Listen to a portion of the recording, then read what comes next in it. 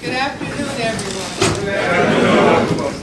I am really honored to be here and to have been invited by Cress Welsing and Clemson Brown. I haven't been in New York in a long time, but I'm thrilled to be here. And happy birthday. Thank you. And many more. I'm going to, as usual, talk about racism, white supremacy. My mother is deceased, but one time she said to me, "What are you going to talk about, Francis?" And I said, "Mother, you know, I only talk about racism." And she said, "Well, can't you talk about something different?" But everything is racism, and I want to talk about it. I'm a general psychiatrist and child psychiatrist practicing in Washington, D.C.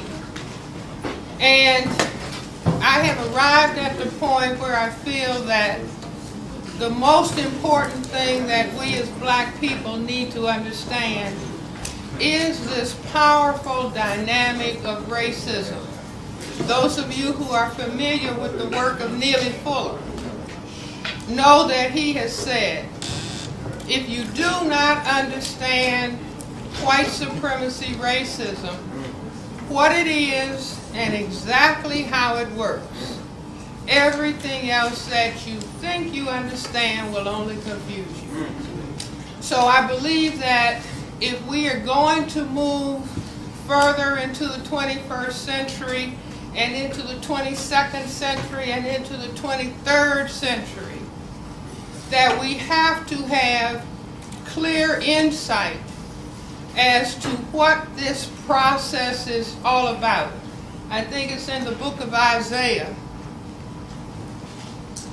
If you do not have, those who do not have a vision, if there's no vision, the people will perish. I guess that's, if there is no vision, the people will perish. Meaning we have to have a more global understanding of exactly what the forces are on this planet so we can actually do short-range planning as well as long-range planning.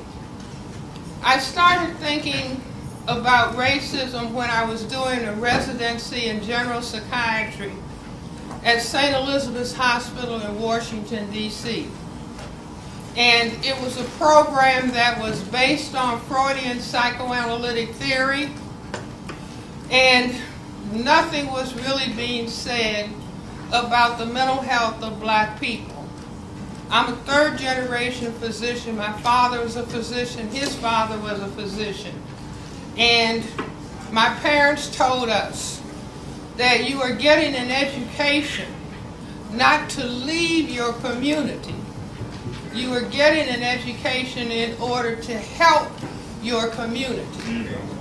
So the black patients that I would talk to and take a history on, within the history of every black patient would be aspects and dimensions of racism. And when I was an undergrad, I considered myself to be a Marxist. I thought that economics was causing racism, that it was a means for economic exploitation. Well, you can have ideas as an undergrad, but when you are a physician and responsible for the care of patients, you really have to know what you're talking about. I remember going home when I was an undergrad. You know, my parents and my grandmother were sitting at the dining room table, and I announced, "I'm a Marxist." And my grandmother said, the more education they get, the dumber they get. But anyway, talking to patients and seeing this gigantic monster in the middle of their history about racism, I said, I've got to really understand racism in depth. And the training program that I was in, it was at a federal government hospital. All the people in charge of the training program were white people. And they actually taught us there were a few black residents, I think 3 out of 12, that black people did not have the intellectual potential to benefit from psychotherapy. That the best treatment for black people was medication. Well, that did not compute for me. So I said out to myself, I want to understand really more about racism. I happened to have been at a social gathering, and these were black people sitting around after a Black Power Committee meeting. And I heard a gentleman across the room say, racism is a system. It was almost like a light bulb going on. That was Neely Fuller. How many of you are familiar with his work? I consider him to be one of the critical thinkers in our group in the 20th century and into the 21st century. He was saying that racism is a system, and let me, because we got to get this really in our head. He said it was a system, and the system functions in all areas of people activity: economics, education, entertainment, labor, law, politics, religion, sex, and war. And that the purpose of this system is to maintain the power equation of white over non-white, white power over non-white powerlessness. And so I thought this was a very profound concept. Those of you who are familiar with the work of Dr. Du Bois. Dr. Du Bois in 1903 said that the problem of the 20th century is the question of the color line. This is the problem of the color line. So I said to myself, why would a system for the purpose of maintaining white power over non-white powerlessness, why would such a system evolve on this particular planet, planet Earth? And then I thought about some of the things that are said within the system. One of the critical things is that we are taught that white is a majority. Is that right? And we are told that non-white is genetic inferior. And then I just thought about the things that, you learn going to school for a long time and going to medical school. I said, wait a minute, white is a tiny minority. Fewer than 1/10 of the people on the planet have white skin. And instead of black people being genetically inferior, the ability to produce this black pigment, melanin, is a genetically dominant trait. And we have an excellent example in our president, Barack Obama. His mother is white, was white, his father was black. And you mix these together and what do you get? A colored person. See, always a black person. So I said that, okay, on this planet, planet Earth, in the 15th century, we had Columbus, 1492, coming out of Europe and realizing that the earth was round and not flat. And everywhere these white people landed, they found colored people, right? And if those men were sexually frustrated and the people were over time and they the women had sex, or I should say the men had sex, imposed sex, however you want to look at it. If they waited around 9 months, they found that all of the children looked like the mothers. And so they realized, wait a minute, we are a tiny minority in Europe and no other place where there are white people. So they said, wait a minute, what if these men got in boats and started going from south to north? We could genetically disappear. Now this may not make sense to black people, because under white supremacy, black people try to get rid of their color, don't we? White people don't want to disappear. And I have asked audiences of white people, do you want your children to be colored? Do you want your grandchildren to be colored? Do you want your great-grandchildren to be colored? Do you want your great-great-great-great-great-grandchildren to be colored?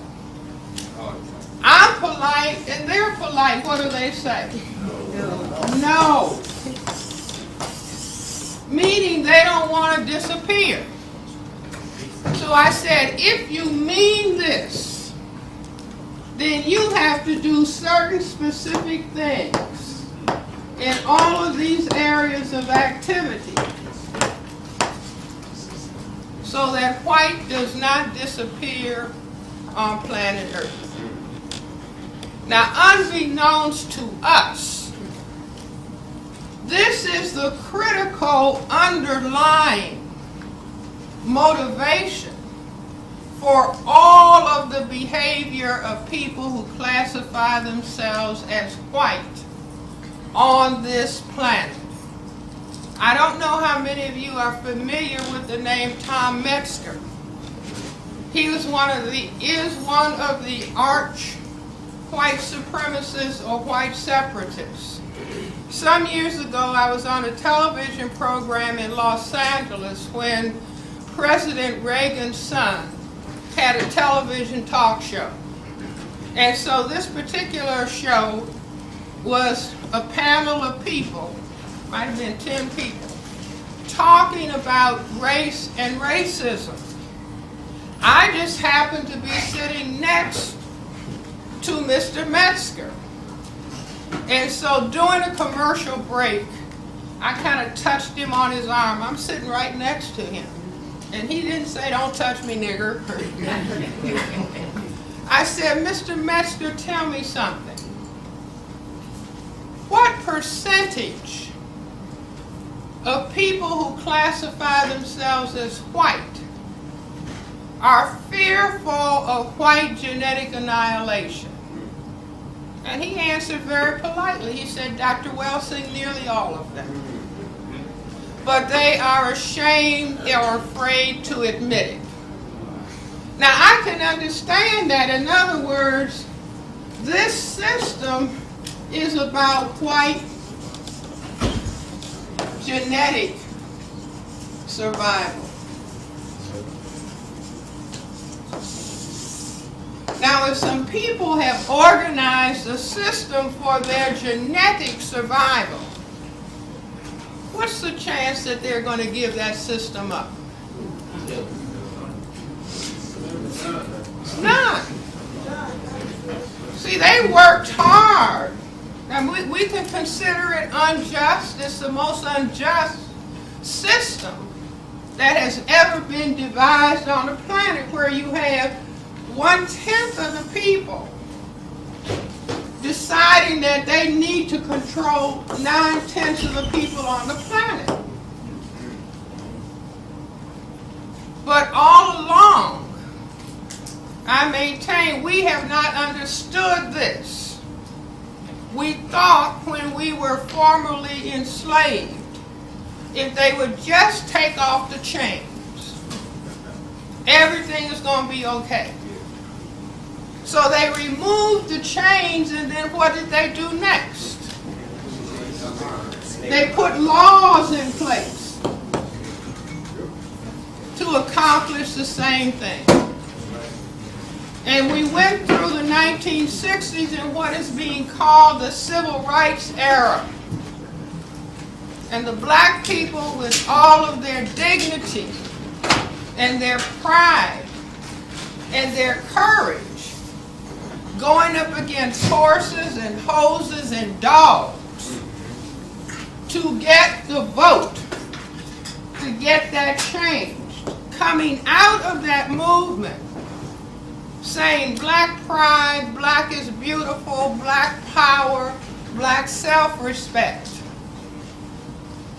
And the people who had something else in mind said that's dangerous. If people are talking about self-respect and dignity, then I encourage everybody to look at the films Eye on the Prize and look at those black people, men and women and children, going up against a horrific force. But they were determined and they had their self-respect with them. But the system said, this is dangerous. If we let these people go forward talking about black pride, black dignity, black is beautiful, we will be in trouble. So we have to have something for them. And I maintain that's when they decided, well, we have to feed them images of Superfly, prostitutes, pimps selling drugs, men kicking women, all kind of language. Following that up into the present with having black people call themselves niggers and dogs and gangsters and thugs and bitches and hoes. That's right. That's right. Now once that's in the brain computer, you can do anything. See, that's the complete annihilation of self-respect. Now, we didn't understand it. We thought, oh, this is just entertainment. Right. Like the movie Monster Ball. Right. Or the movie Precious. Do you see? Or the movie for colored girls.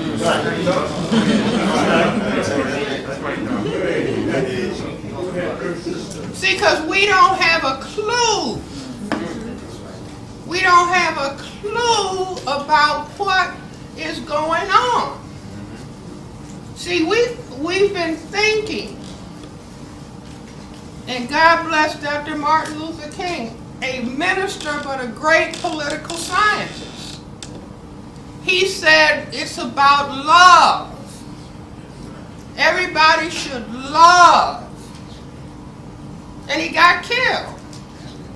And I say the reason being that if everybody on the planet, all these people, white, non-white, loved, and the love was expressed in sexual activity, what would happen? White would disappear. You see, so kill him, because that would mean our genetic disappearance. So,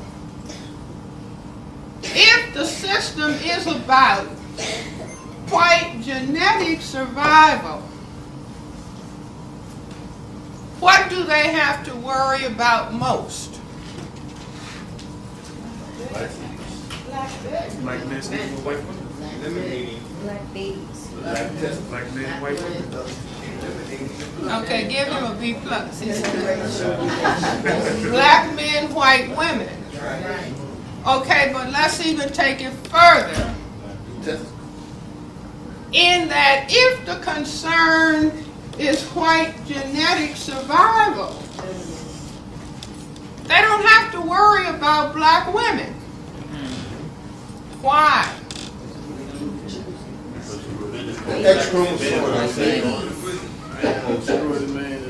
See, the test is going to be next week. The reason being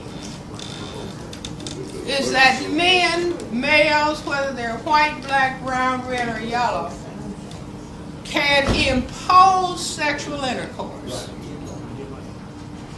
If I would, try to impose sexual intercourse on any of the gentlemen here, and they say, I'm sitting next to my wife, and I went to my purse and I got my Uzi.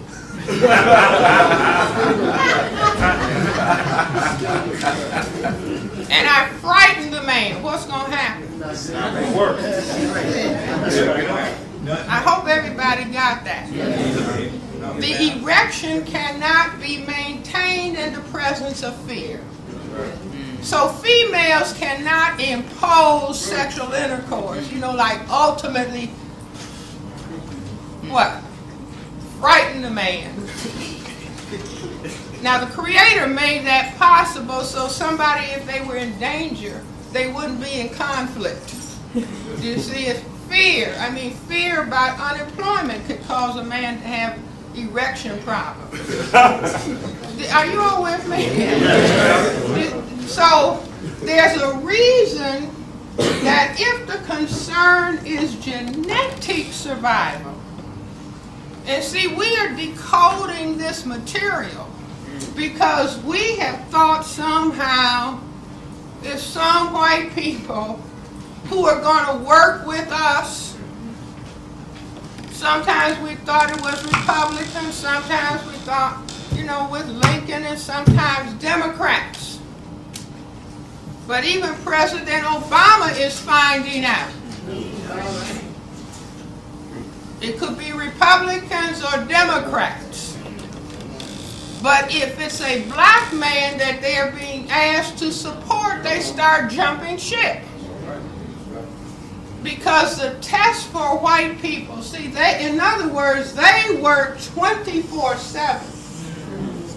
They don't sleep. They got 3 shifts going. See, we work 1 shift and then go to bed and then party. They work 24/7 about maintaining the conditions for their survival. You see, because it is very serious to them.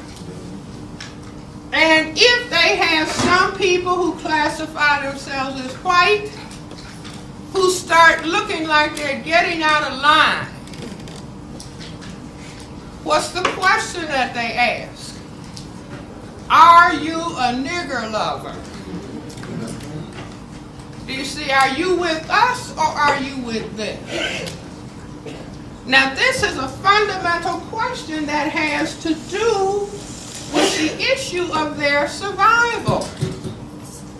So we cannot depend on communists, conservative liberals, Greens, libertarians. And see, this is not a lecture about hate white people.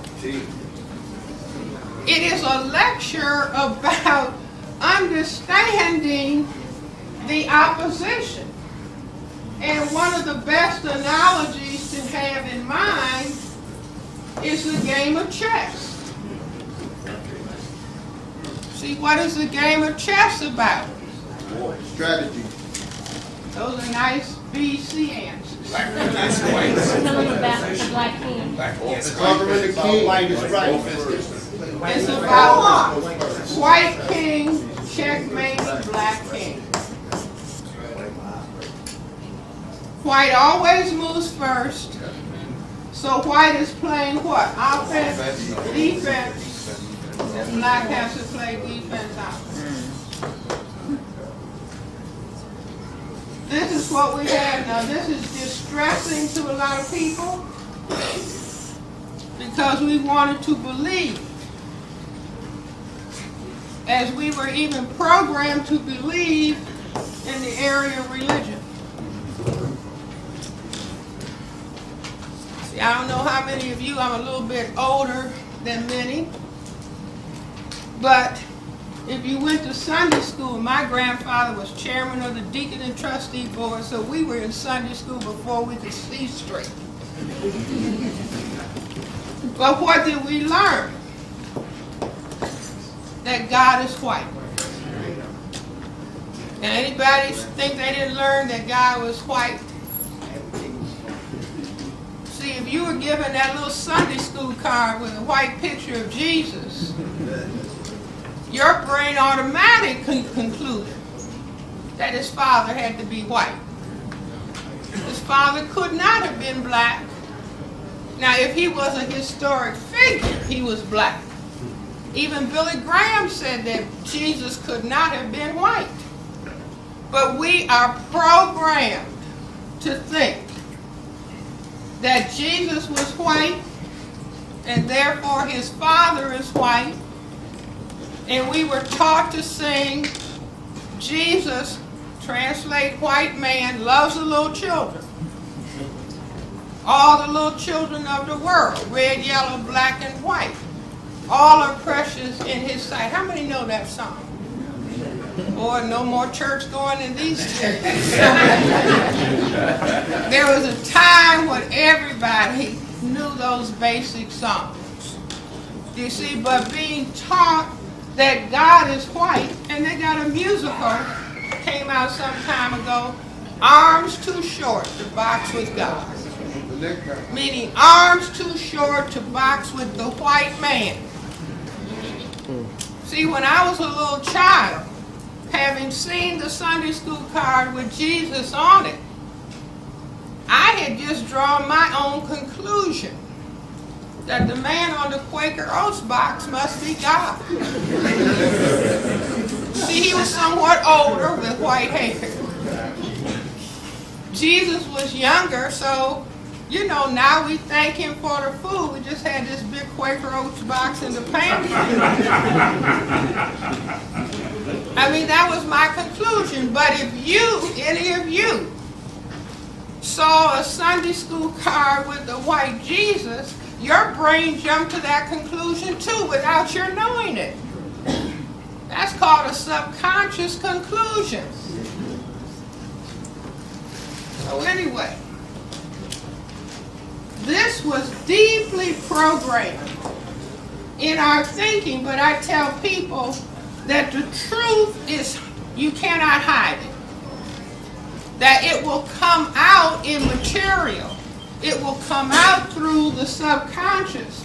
Because if we break the name Jesus down in Ebonics, it spells just us.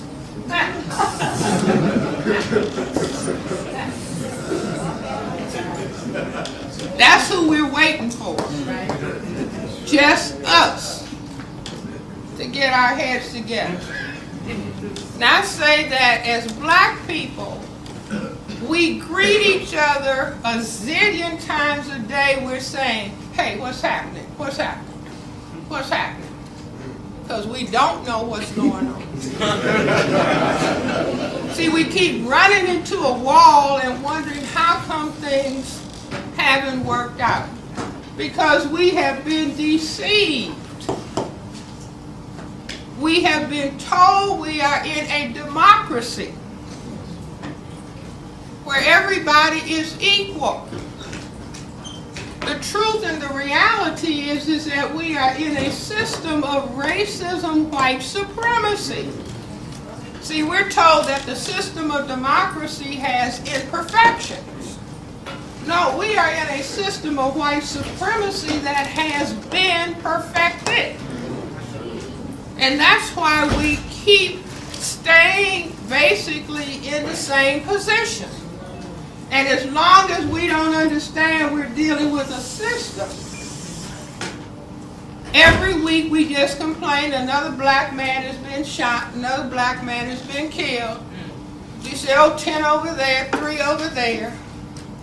Oh, well, let's add up the statistics and somebody will run and complain about it. But if it's happening over and over again, that implies intentionality. And if the system is about white genetic survival, who is the enemy of the state? No, the black man.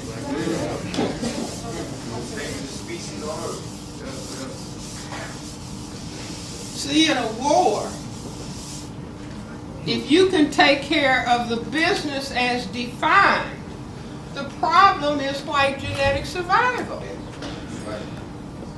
So what do you have to knock out in order to not worry about white genetic survival? Exactly. The attack has to center on the black man. Now, years ago, in the 1970s, I was teaching at Howard University College of Medicine, and I would have Neely Fuller lecture every Monday night from 8 until 1 o'clock in the morning. And it would be students and people from the community. And Mr. Fuller used to talk about the system of racism, white supremacy, is going to have black men wearing dresses. And now this is 1970, about 72, 73, and that sounded so far out. Nobody, what's he talking about? What has recently happened at Morehouse College? The president of Morehouse College had to announce and lay down the law that the black male students, those who were so inclined, could not wear high-heel shoes, could not wear dresses, and carry pocketbooks. Now this is 2010.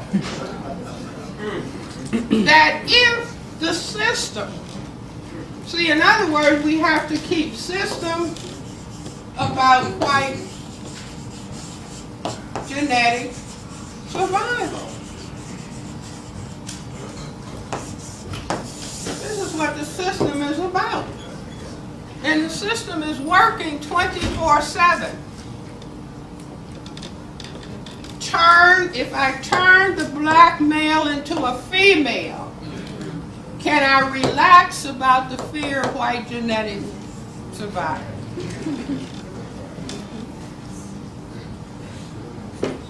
Absolutely. Now, I don't know what goes on here in New York. Haven't been here in a while. In D.C., we have a lot of men with their pants hanging down. In the train station, when I bought my ticket to come here, there's a black gentleman, had on some expensive clothes, had some nice luggage. His pants were down here. So he would pull the luggage like this after he got his ticket, and then he'd have to stop.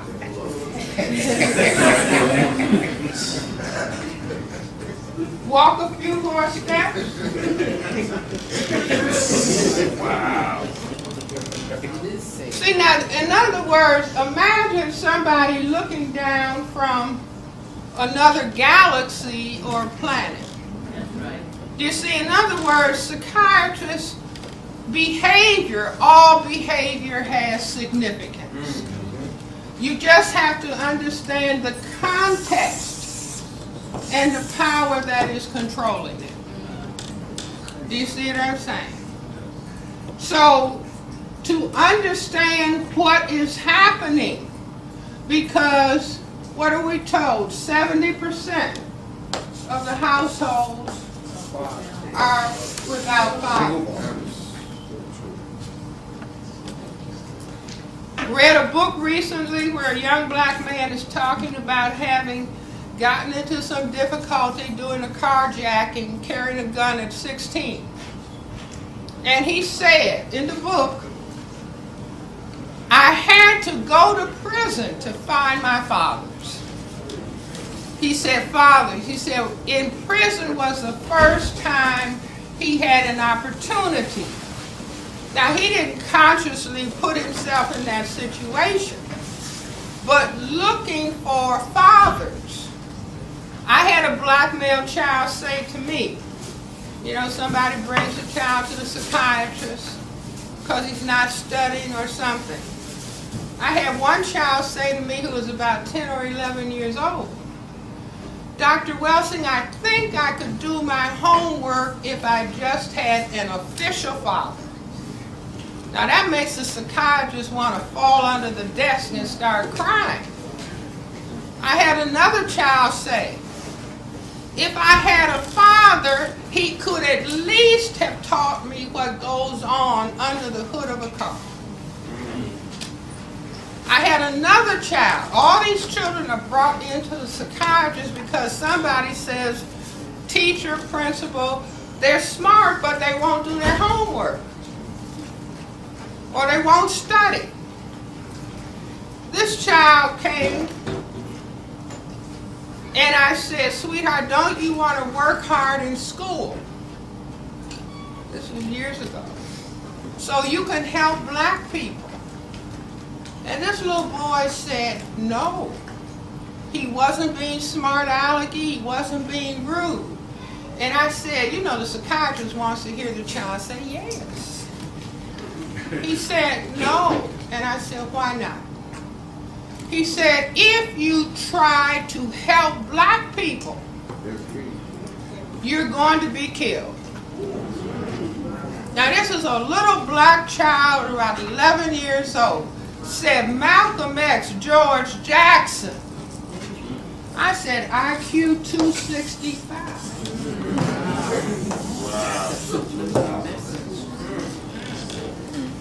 If you try to help black people, you are going to be killed.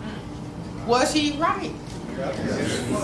That's like President Barack Obama has had more death threats than any president in the history of the United States.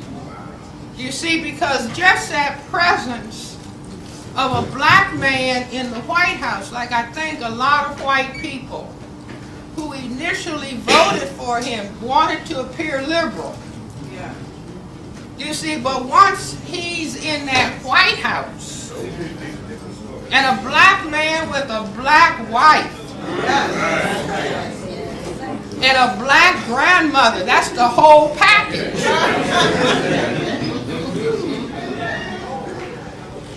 They begin to understand, oh my God, if he's in power, and not only that, the reception that he receives all over the non-white world. Do you see? So they started shaking because people who classify themselves as white are not consciously carrying around in their mind fear of white genetic annihilation. They repress that. Do you see? But how do we know? Based on other behaviors that they engage in, and just like Tom Metzger said, the majority of white people are fearful of their genetic annihilation. Sometimes white people will say to me, Dr. Welsing, what can I do to help?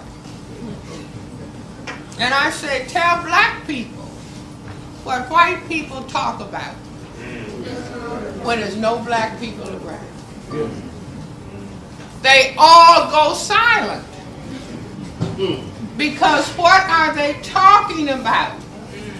They're either talking directly or in code about white genetic survival. I had a white college professor say to me after I had been invited to speak at a prison, white university, giving educational programs in a prison, 100% of the prisoners black males. So I went and talked about the same thing I'm talking about here, about racism. So this white professor said to me, because she drove me out there, drove me back home, She said, see, sometimes when you push truth, and I'm not being rude and disrespectful, people feel compelled to come out with their truth. So she said, Dr. Welsing, you know, I hate to admit it, but on all social occasions, not some, not a few, on all social occasions when it's white people together and there's no black people around, she said, we are talking negatively about black people. And the assumption is that everybody present is in agreement. So I told her that I understood that. See, they're simply talking code.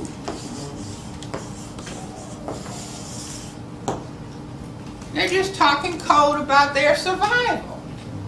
They are not going to reveal it. They'll just say to us, isn't it nice that we're in a democracy? You see, but they are talking code about their survival. And at the same time that a black man is in the White House, there are millions of people locked up in prison. Millions, thousands of black men locked up in prison. You can say the incarceration of black genetic material. Now I say that the system 24/7 is talking about this critical problem in activity that you would not think is talking about white genetic survival. So one day, one Sunday, it was so quiet, I said, gee, what's happening? It was so quiet. See, when it's quiet, you can think. Yes. And this is why they say, now this is your music. Boom, de boom, de boom. See, all that loud music turns off the brain computer because of sensory overload. See, they use loud music, our loud music, to torture people in Guantanamo. To torture people, to make them go crazy. But they feed it to us and say, this is your music. This is what we want you to hear. But when it was quiet and I said, what's going on? And it came to me, ball games.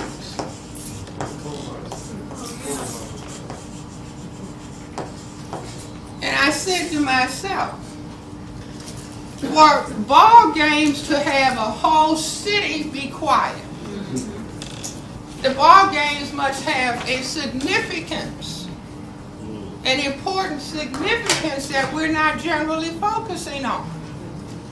So it just pops. See, once you understand the context, meaning system of white supremacy, for white genetic survival, this is the context in which everything, language, speech, activity takes place. So it just occurred to me, came into my computer, there are two series of ball games in the system of racism, white supremacy. If you read the ISIS papers, don't answer. What are the two series of ball games? See, you're looking at it all the time. But if you don't see the context, you won't see it. But you're looking at it. What are the two series of ball games? If you read the book, you're going to be expelled if you answer.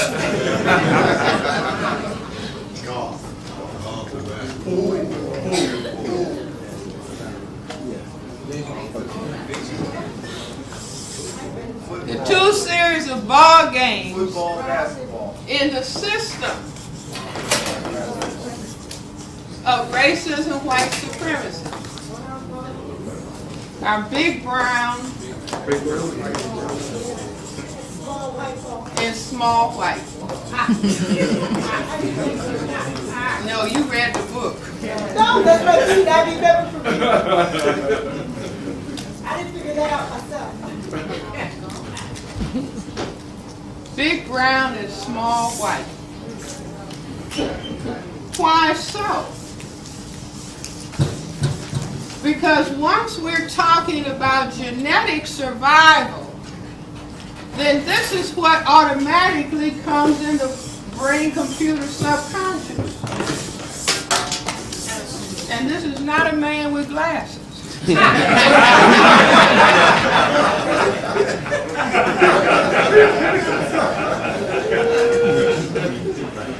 I need to get a model to come and stand up?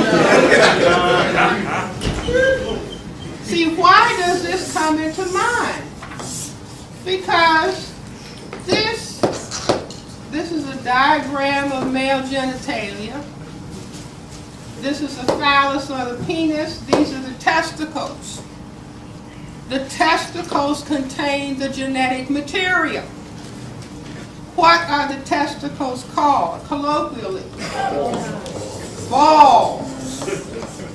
Is that right, Claire? See, I don't make up stuff. I just observe.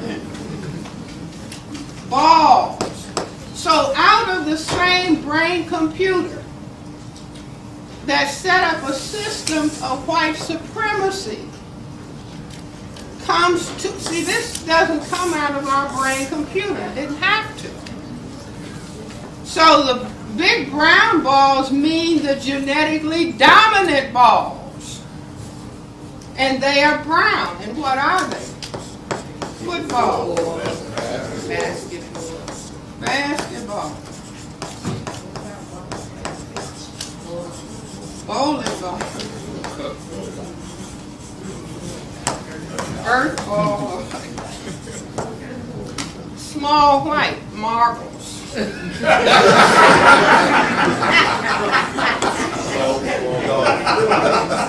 Ping pong.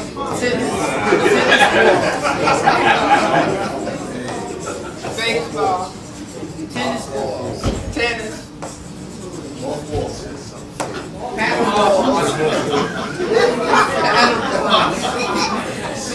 But do you see what I'm saying? Yeah. Now, to me, this is just fantastic. This is coming out of a system that is worried about white genetic survival, and by their thinking of the white ball as small and producing small white balls means they, at a subconscious level, are aware of their genetic vulnerability. Are you following me? Yes. See, and this is being played out. These ball games are going on all the time, 24/7. So it doesn't matter whether you are picking it up consciously or subconsciously. It is still getting the message across. So beyond that, in the game of, well, first of all, what do white females say about their ideal mate? Not tall, blonde, right? Tall, dark, and handsome. And so, in the football, this big brown ball goes into some white upright legs at the end of the field.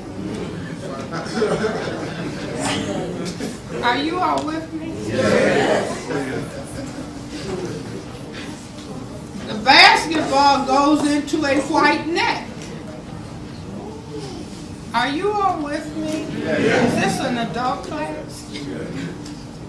And it's white girls in short dresses dancing on the side. And a black girl can hardly get on the squad. Is that correct?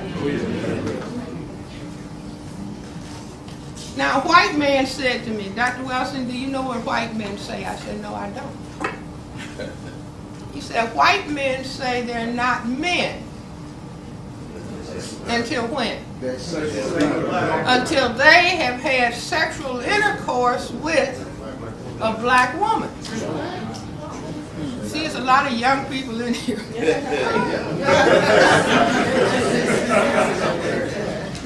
this is the underpinnings in the culture.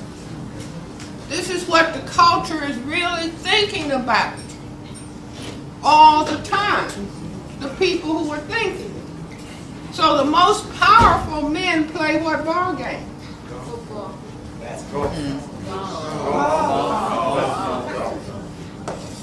Now our president just got hurt playing basketball. You see, but what the game that the white presidents play? Ball.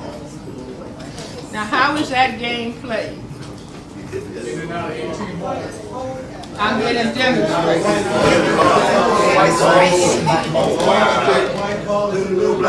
Long stick held between legs.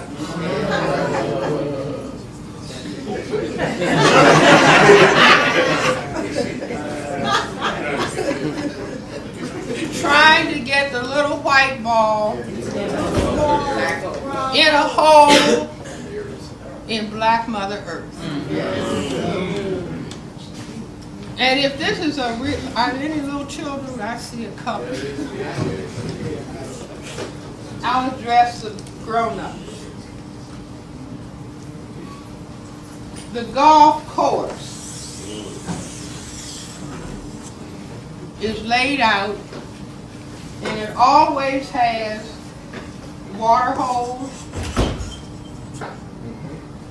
It has rough. It has sand trap. And then it has a hole that it's supposed to go in.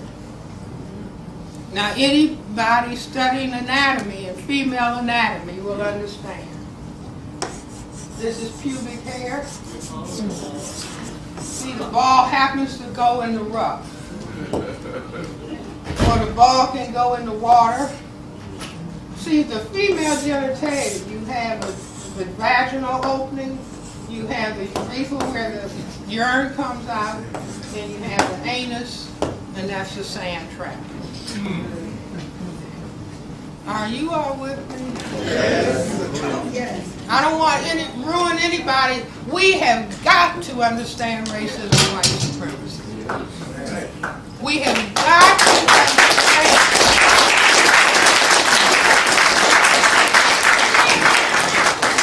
that while we're playing, they're staying on the case 24/7. And that's how a minority can control a majority on the planet. See, by words, by symbols. What about the game of, excuse me.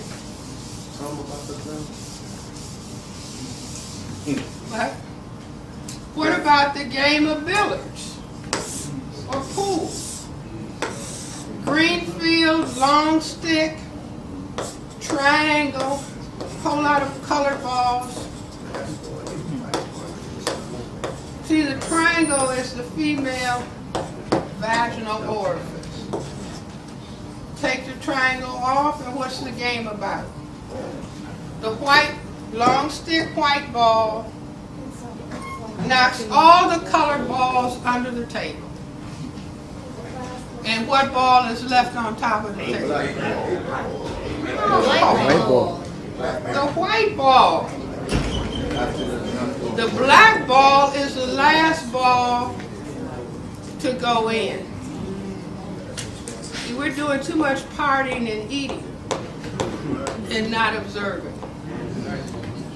The black ball is the last to be knocked in. And the expression is what? President Obama, you don't want to be caught where? Behind the 8 ball.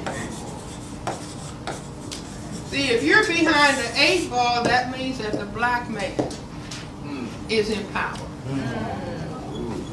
You all following me? Yes.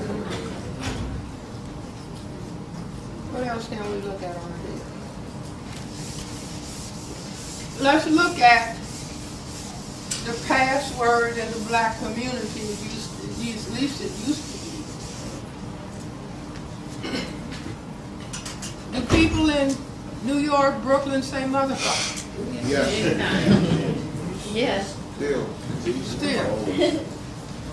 One day I came out of the clinic and there was some young people passing and they were the motherfucker, the motherfucker, the motherfucker, mother. So my first reaction is, oh my God. The second reaction, if a word or a phrase is used with high frequency, there has to be a reason behind it. So I said to myself, in the system of racism, white supremacy, there are 5 people categories.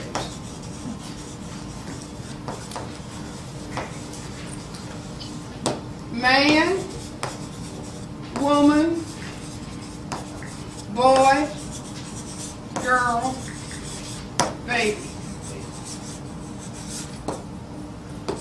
Who is the man? I said, here comes the man, you all. Why are you all so quiet? The man, the white man. The man is the white man. Any other male has 4 choices. Black men fought historically, don't call me no boy. Is that right? The white supremacists say, okay, you got 3 choices. Woman, girl, or baby. It used to be that woman and girl were out. Baby was in. How many black ladies have called a black man that they are highly familiar with baby? You all better tell me. See, lying to yourself. How about that? You read the book.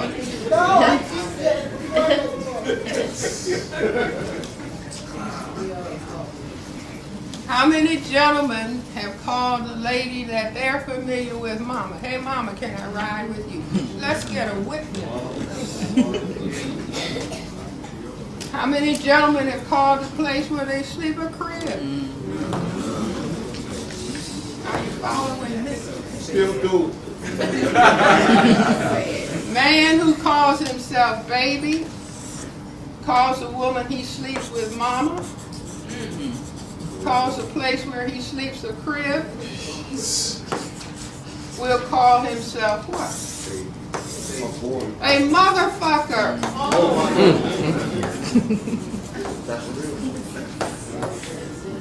Are you all with me?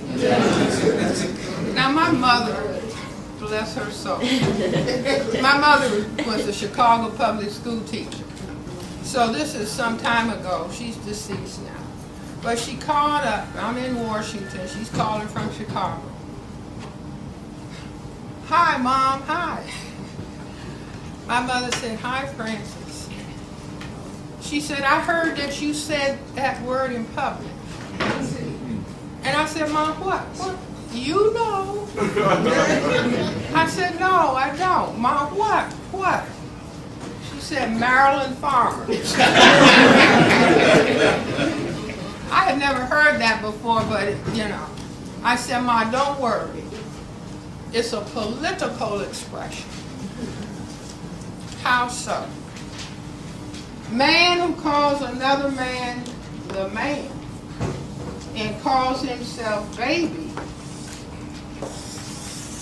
The power of a man compared to the power of a baby. Whose powers? Politics, political means the power relationship between people. Nobody has to feel bad. This is the system that we're talking about. The system of racism, white supremacy has to take power from the black male if there is going to be white genetic survival. Are you all with me? Yes, that's right. See now, if we begin to understand this, so that we understand what we are dealing with, then we can begin to have choices about what we're going to do on the black side of the chessboard. Because white supremacy is coming down, attacking us by any means necessary. See, whether they have to do it with Tuskegee syphilis experiment, HIV, AIDS, Ebola, whatever, cholera in Haiti, whatever.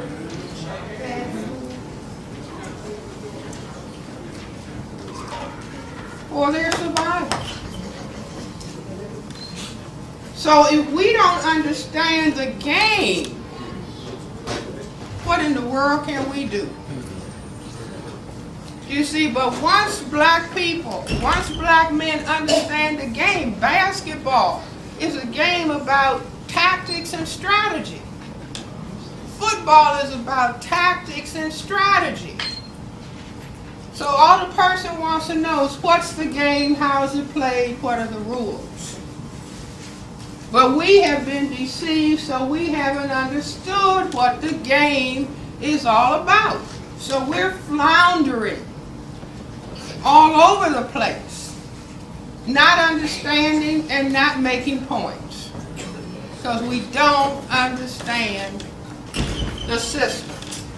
And I maintain, for those who want to do something about this critical situation, Neely Fuller has said, there are 4 possible ways that a victim of a system can respond.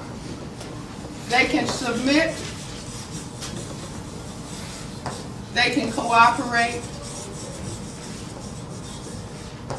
they can resist, or they can engage in destruction of.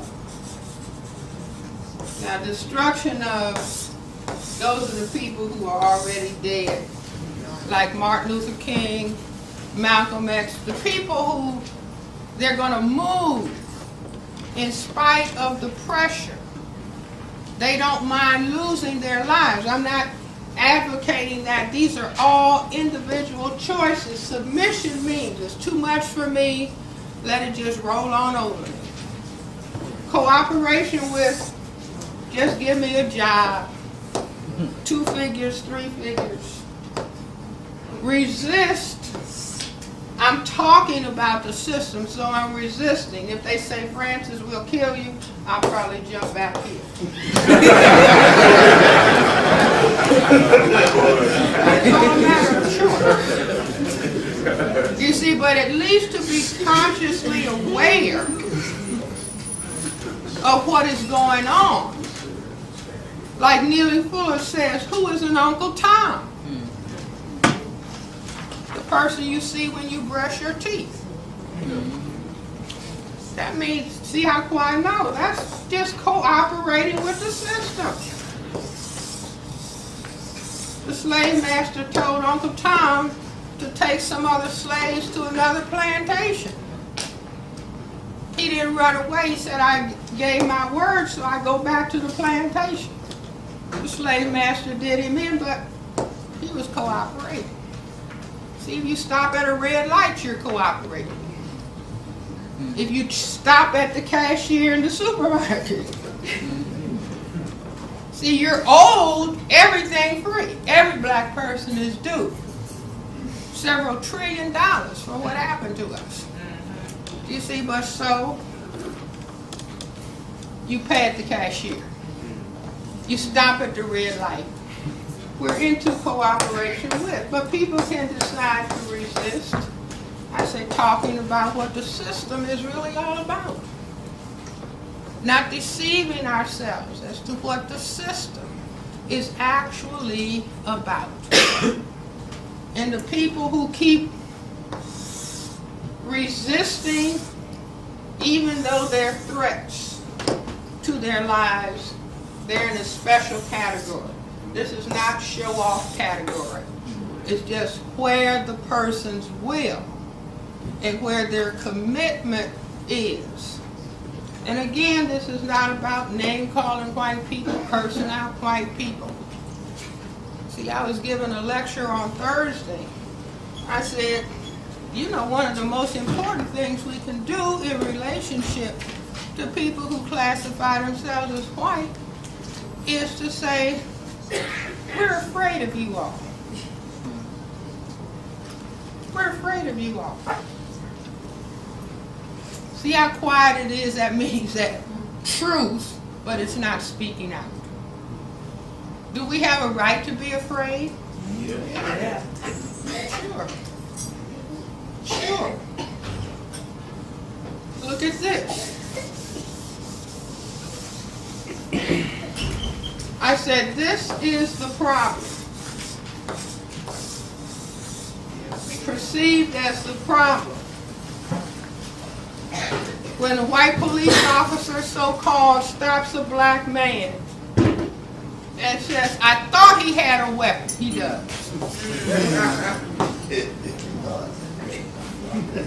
It's genetic power. You see, think of all the cases. I thought he had a weapon. The man just had his wallet in his hand or his keys. I thought he had a weapon. And that's enough for the person to do what? See, this is a front view of male genitalia. This is a lateral view. If you turn that around 90 degrees, you get this. What does that look like? A gun. And what is the gun called in the system?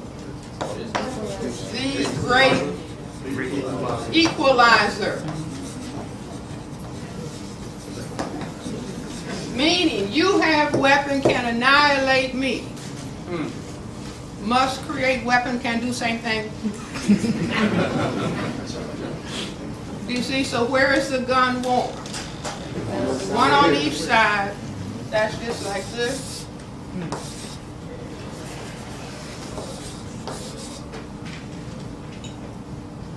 And then it's called justifiable homicide.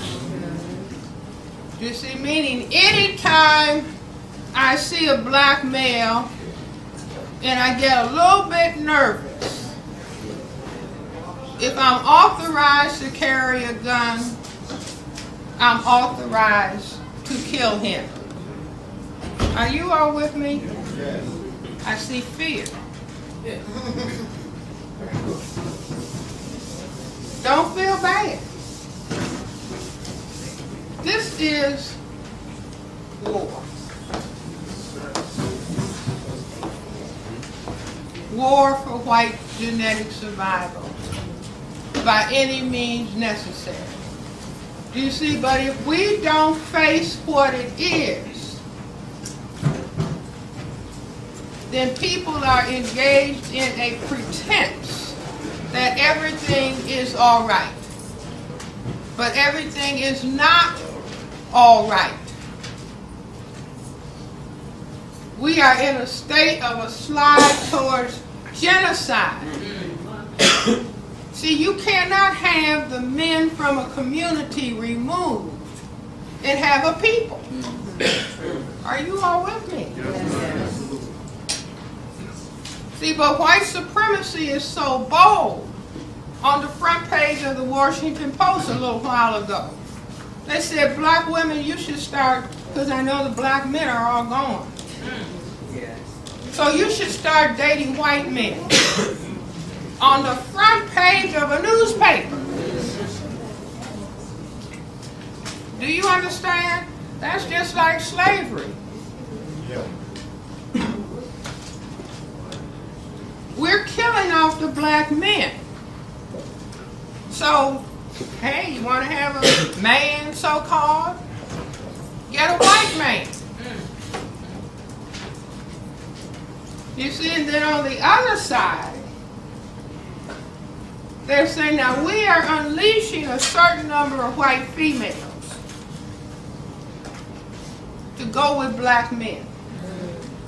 Because that will make them believe that racism, white supremacy doesn't exist.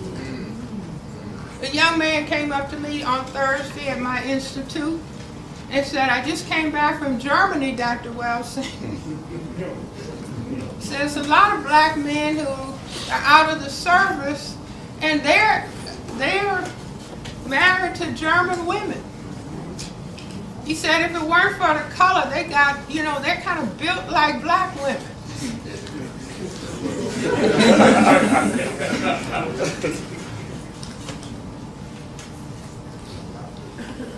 See, that's the Caroline Brigade.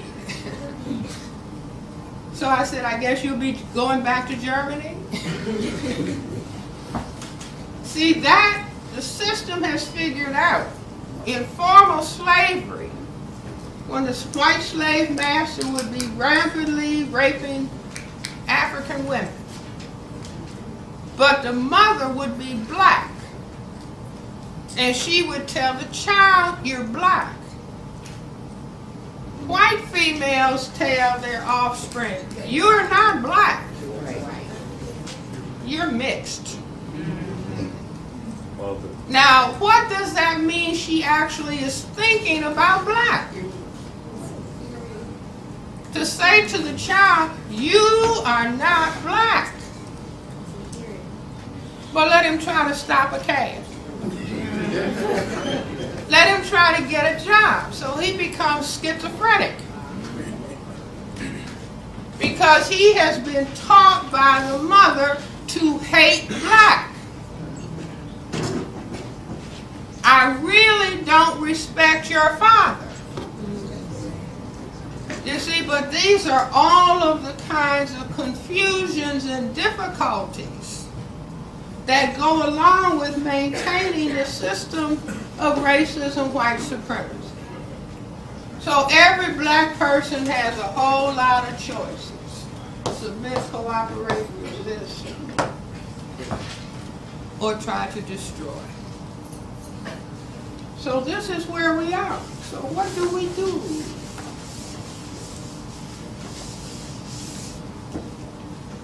See, if somebody, because what we need some strong people over here. Males and females alike.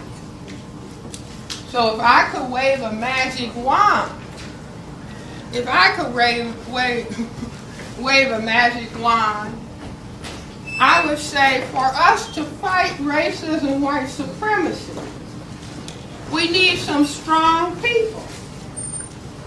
Where do people start getting strong? When? When you fall down. That's not the answer I'm looking for. Self-awareness. It's history. They start getting strong before the sperm meets the egg.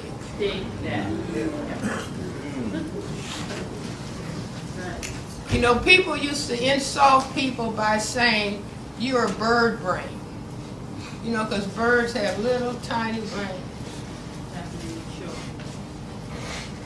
But I say the bird knows you build a nest before you lay an egg. Are you all with me? Yeah. See, nobody has to feel bad. In other words, we have been victimized by a system that does not want us to be strong and functional. The system can't tolerate black people being strong, self-respecting, and functional. And so it creates where we are. But if people are going to be strong, I would say, now don't chase me out, I'll be leaving soon. See, if I could wave a magic wand, because I'm trying to get an army over here of self-respecting black people. So I would say,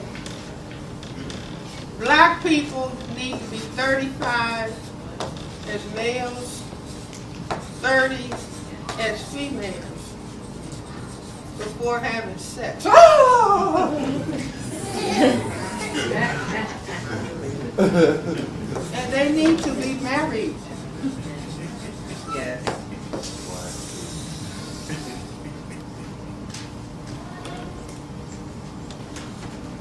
Because what the system has us doing, see, we are under fire 24/7.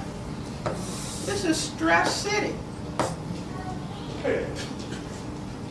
At least for people to be old, because if I'm 14, 15, there's no way I can pass on strength to a child. There's no possible way. There's no possible way that I can take care of somebody for 25 years to stand them on their feet. Are you with me? Yes. In formal slavery, we were breeders and studs. Are you all with me? Yes. And the offspring were sent away to different plantations. That's called foster care. Are you all with me? Yes. Yes. I'm so sick and tired of seeing patients in foster care who were sexually abused. 10 foster homes. How can somebody come out sane? The intention for them to come out sane was not the goal. You are so hot. See, this is like fight back. I mean, oh no, you're not genociding us. Do you see? But they have, see, once you teach people, call yourself a gangster, call yourself a thug, call yourself a bitch and a hoe, then it doesn't matter what happens to you. What's supposed to happen to a bitch? What's supposed to happen to a hoe? What's supposed to happen to a dog?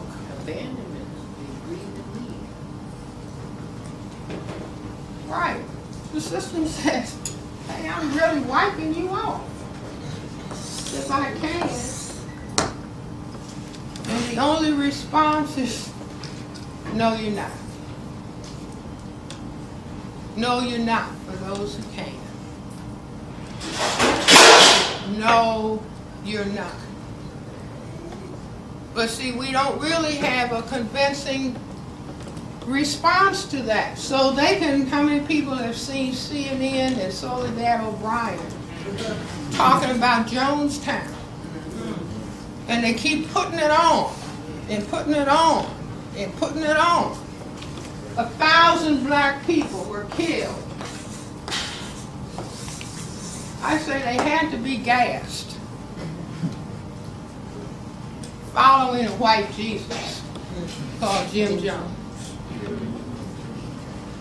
I say they had to be gassed because dogs don't drink Kool-Aid. And they had dogs dead, laying with their feet up in the air. You see, and if you had drunk cyanide, you would be convulsing but not laying straight.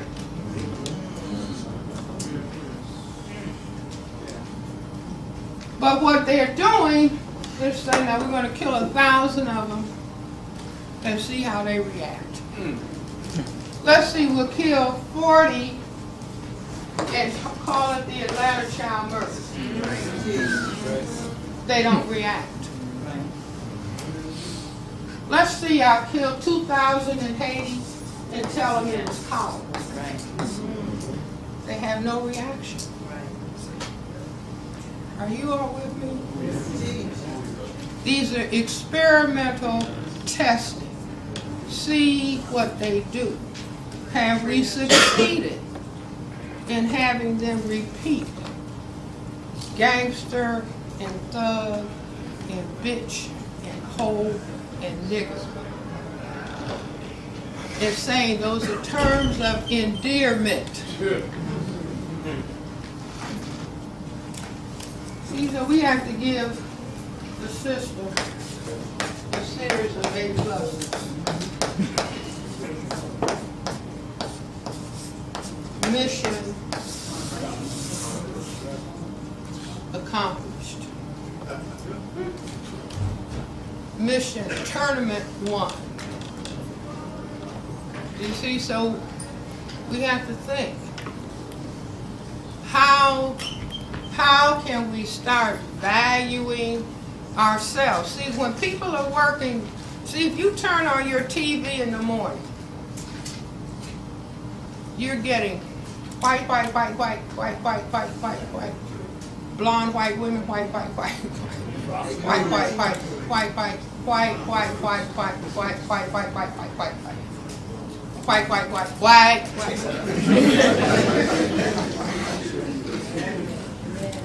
See, and then Anderson Cooper can come on CNN and have the little children, a little 3-year-old white child.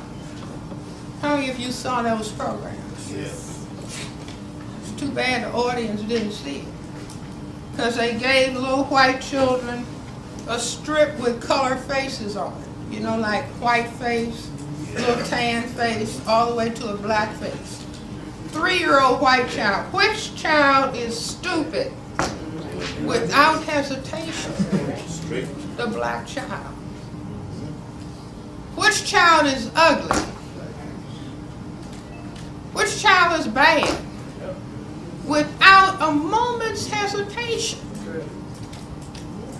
And then they did the same thing with some black children. Beautiful little children. Which child is ugly? Black. Which child is dumb and stupid? Black. See, in both parents, white parent and, oh, we don't know how. Those are just primary lessons in the system of racism, white supremacy. And all you have to do is put a child in front of the television and they learn the lesson. Not to mention conversation that might go on in the household about, isn't that girl pretty? Now, was she crystal black? No. See, it's the vibe fell. My back is turned, but the vibe fell. See, we have to get in touch with the truth. See, little black babies, the day they're born, the family goes to the hospital, they're looking through the glass. The nurse says, this one is yours. No, that must be a mistake. No, that check the bracelet again. What does the system teach? If you're black, get back. If you are brown, stick around. See, I can do this in London. Same. If you are yellow, and if you're white, you're right. See, now this is just color code white genetic survival. Because the more genetic power you have, your skin is crystal black. A next lesser level of melanin production, so-called brown, slide red in there. And yellow. White is none at all. And so it stands to reason, if the system is about white genetic survival, dark has to be out. So parents bring the little children to the psychiatrist. Dr. Welsing, my daughter, says she's going to kill herself because the boys say she's too dark to date. Are you all with me? See, we have to cure, if we're going to have any response going this way, we have to cure color sickness, hair sickness, beat your sickness. Are you all with me? See, just embrace yourself. Just say, this is fascinating. I tell my patients, don't say I'm stupid. Just say, this is interesting. This behavior that I have is fascinating. The behavior is just coming from what the system is ramming 24/7 non-stop. 4 is genetic survival. See, teach them to hate themselves, and then all we have to do is bring some drugs in. Well, first we have to have unemployment. See, now it costs $45,000, $50,000 to maintain one black man in prison for a year. Why couldn't he be paid $45,000, take care of himself, a wife and 2 children? Oh no, we would rather have him locked up. Learn how to be a lady. Are you all with me? The person doesn't have to feel bad. No, a system is operating on us that we don't have a clue about. But we can begin to understand. Where there is no vision, the people will perish. Where there's no understanding, the people will perish. So we have to make up our minds that, wait a minute, we better understand this. Because just like Hitler said, I don't care about their religion. Talking about Semites of the Jewish religion. Read Hitler, Mein Kampf. He said, I don't care about their religion. I'm killing them because they're not white. See, we got a whole lot of black people who miscegenated and could pass for white. That's what the Semites of the Jewish religion. They came out of North Africa. But if you move up into Europe and you miscegenate, we got a lot of black people. I think I'm going to have a baby by a white man because it's going to give my child a better chance. Anybody hear that before? We know all about that.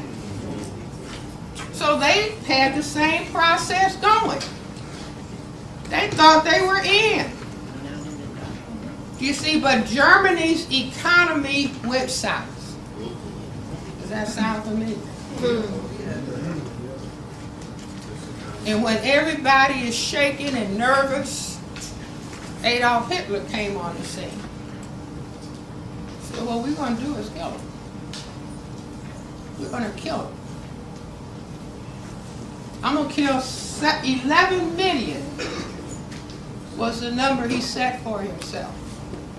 He succeeded in killing 6 million. See, 6 million. You ever start wondering where the people who are moved out with gentrification, where are they? Where are they going? Out of sight, out of mind. And if we are in a state of not caring about ourselves, we won't even raise the question. See, we will not raise the question because what? I don't care about myself. I don't like the way I look.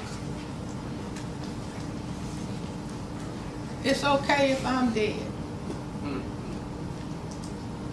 So, what? It's not about frightening, it's about, see, and I say this, that the creator of the universe made black people the first people. I'm not talking about a monkey. The first human beings, the first people to know about family life, the first people to know about God, the first people to know about mathematics, philosophy, architecture. engineering. And the Creator said, I made you the parents of everybody on the planet. So I think that the Creator, in a certain sense, is, okay, I'm going to test them. I'm going to have them taken through hell. And let me see whether they will rise up with what I made them to be. We are the parents of everybody, including white people. All we have to do is have a mutation to albinism, and that's white. Here's a passage in the Bible. The sons of God saw the daughters of man, and they were fair. Meaning the sons of God, the crystal black people, saw the daughters that were mutations from man, and they were fair. What does fair mean? White. See, and it's just like I gave a lecture in New Hampshire a long time ago, and I told the white people, I said, you know, maybe we owe you all an apology. We black people. So maybe we were the first child abusers. Because we are the first people. How many people are reading the articles that are coming out of Africa about how black people are treating the albino mutants? Yes. Mistreatment, right? So here's the huge continent of Africa. Here's the Mediterranean. Here's these little tiny countries of Europe. Human life began right in this area. These are crystal black people. But for some reason, some albino mutants were produced. And we chased them out. And I say, that's the book of Genesis. Adam and Eve were in the Garden of Eden. They ate the forbidden fruit and became ashamed of their nakedness. See, doctors even now try to, because, you know, some abnormality comes about. One of the first things we want to ask the mother, what did you eat? Did you eat the forbidden fruit? So the albino mutants were pushed out. And directly north of Africa is what? Europe. So they were pushed down up here. And thousands of years they collected, formed a big group. And then what did they do? They came back home and got the mothers and fathers who rejected them and took them west to America and said, now you're going to take care of the white baby. Put that little black baby in a box out in the field, and you're going to nurse this white baby, and you're going to take care of us without charge. And then Western culture history said that Western civilization began where? Come on, class, you don't want to repeat the Greece. Rome. And the founders of Rome, Romulus and Remus. And what were they doing? So Romulus and Remus had to suckle on a wolf. That means they are foster children. Are you all with me? And then what do Romulus and Remus start a culture that says what? The dog. See, the wolf is a canine. The dog is a canine. And the culture says the dog is man's best friend.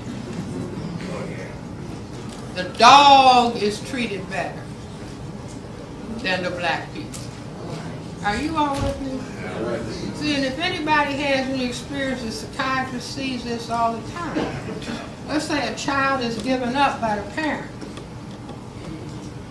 And so, you know, the fantasy is that one day the mother and child will get back together and they will embrace and live happily ever after. But that's not what happens. There may be an initial embrace, and then what is the child's response going to be? You gave me up. You so and so and so and so and so. Are you all with me? And anger and hurt and mistreatment follow. So I say, you know, maybe this is the whole story. And so what do? We apologize to the white people. And say, but now, since you set up this system of injustice, we're going to stop it. See, this is not going to continue. Because this is not the way that we can have peace on this planet. And we are the parent people of the planet, and we are going to take our parental responsibility. Because I can see the Creator sitting up, he, she, combination of both maybe, saying, hey, I made you all the first people on the planet. I gave you everything. Nobody is more than you. So don't call on me.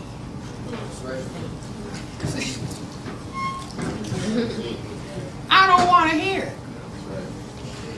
I want to see whether you are in touch. I hear that black people are the most religious people. Are we in touch? See, are we in touch? You know, even the white people say, what? The most powerful thing in the universe is what? A black hole. And now they discovered the thing that holds it all together is dark matter.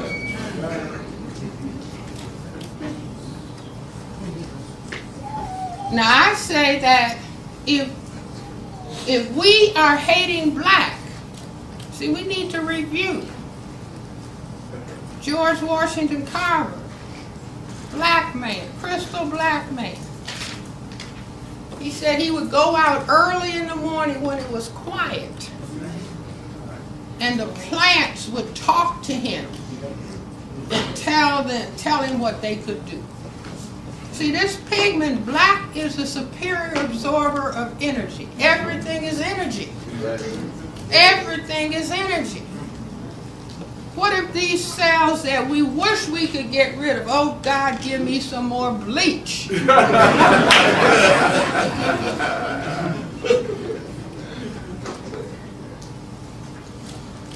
what if the Creator is saying, I gave you, they say, scientists say the melanocyte that produces this black pigment is the second most sophisticated cell in the human body, second only to the best, BETZ, cells that are in the cerebral cortex that we think with. And we can't stand it. God, please make me white. Dr. Welsing, please create a pill that if I take on Monday, it'll turn. What is mommy's favorite color of a person? What is daddy's favorite color? A little child will tell us what we think is beautiful. And so you just use that not to shame yourself, you just use it as a corrective. You say, this is fascinating how I've been programmed under racism, white supremacy. This is absolutely fascinating. So do you all follow what I'm saying? Yes. People who classify themselves as white are not going to deliver us. And the question is whether we care enough about ourselves to deliver us. Well, let me stop and let you all ask some questions.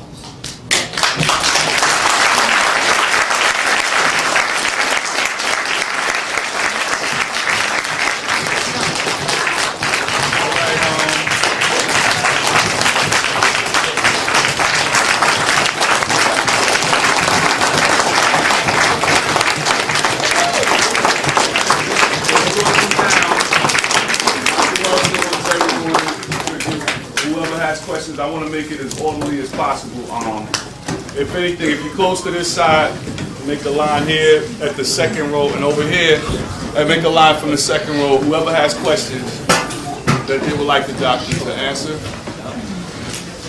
And we're going to do one side each. All right. Starting on this side. Okay. Come up and real loud. Come up real loud. Real loud. All right, everybody, we gotta get some order here so she can get the.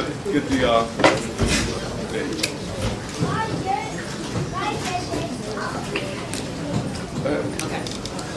So my question, Dr. Welsing. Loud. Okay. So my question for Dr. Welsing is, what do you feel about, do you believe that black women are being used strategically as a tool, like with The Colored Girls, not just the movie, but also the play, The Color Purple, Waiting to Exhale, a lot of black women in literature in particular who are respected by black people, do you believe that we're being used as a tool to criminalize and to demonize and to destroy black men?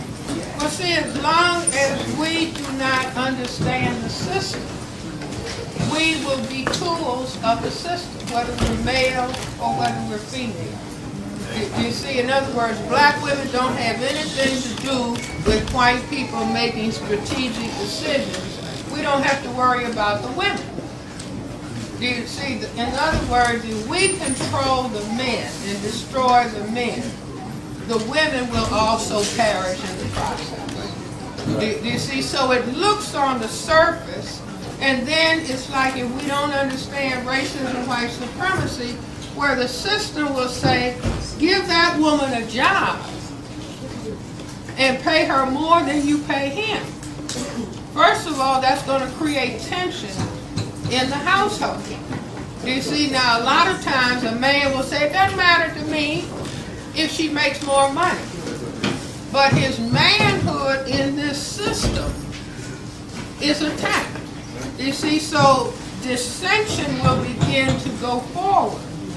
And he might even subconsciously, she makes more, I don't really feel like a man, how can I feel like a man? I gotta have another woman, 2 women, 3 or 4 children to give me proof that I am a man. So then we end up with total chaos in terms of what's happening to all of us.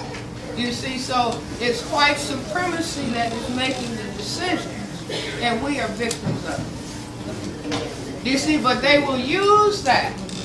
In other words, whether it's Precious, Tyler Perry, or any of her colored girls, all of these images just go out and look at these people. See, a reporter called me from Scandinavia, and somebody gave her my name. And she said, Dr. Welsing, do black people realize these images in these movies are going all over the world and influencing how people think about black people? And see, Hitler understood, I'm getting ready to kill the Jews. So I'm going to use the magazines, the newspapers, and the movies to make negative images of them, build up that image in the mind of the people, the German people. So when I'm killing them, everybody will be thinking good riddance of rubbish. Do you see people looking at the images of us?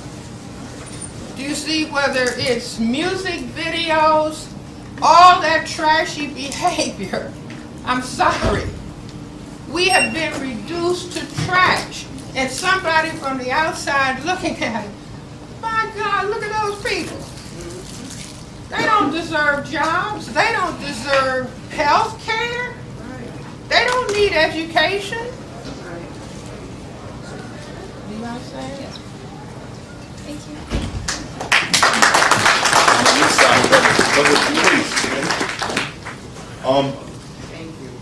He's going to record the answer if you don't mind, because this is for Go ahead, someone bro. from Facebook. Don't worry about it. All right, good. Shai Pacheco Hamilton from Facebook asks, she said to ask you, what do you think about suicide rates rising among black youth? Why not? See, it's like if you see some of these male children that have what I call father hunger, they want their father so badly. I was just talking to a gentleman who's a social worker on Thursday night, and he was talking about a child who's acting up in school.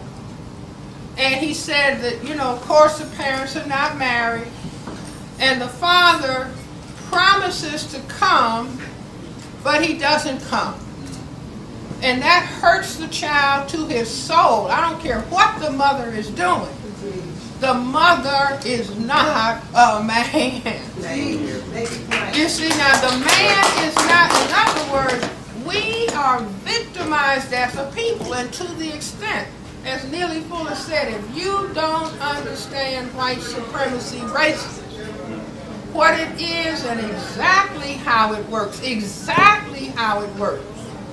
it's attack on black people in general and black men in particular for white genetic survival.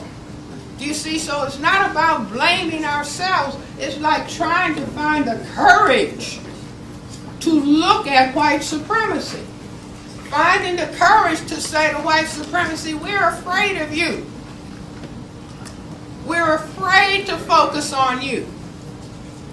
I mean, that gets a whole lot of mileage. We are afraid.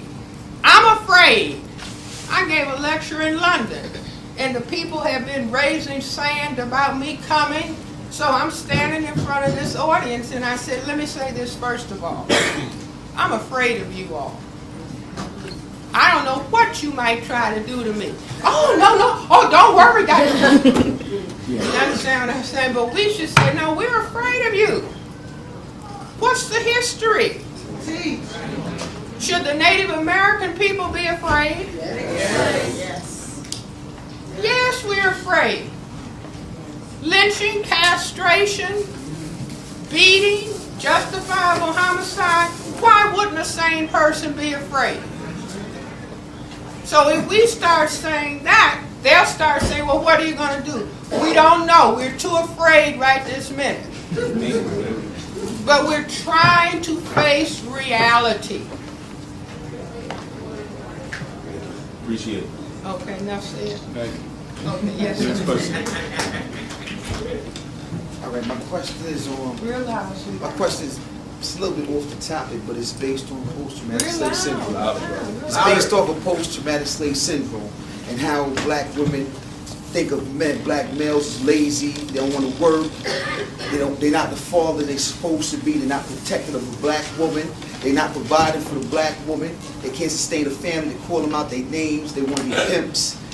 It's just because generations not being able to protect and provide because you couldn't, because you had a weapon to your head to watch your mother, your daughter being slaved and raped repeatedly, but you couldn't lash out. That you feel now that you feel more as a man by dominating another black man, but you won't dominate a white man because you could dominate a white man. You couldn't look him in the eyes, but they never gave you therapy to say you're free, but I'm gonna sit you down and tell you why you act the way you act, because you wasn't a man before. You was a boy. That was a European word for adolescent, and you never evolved into a man. That's 3/5 of, you know. So the reason why a lot of black men have a problem, they not understanding.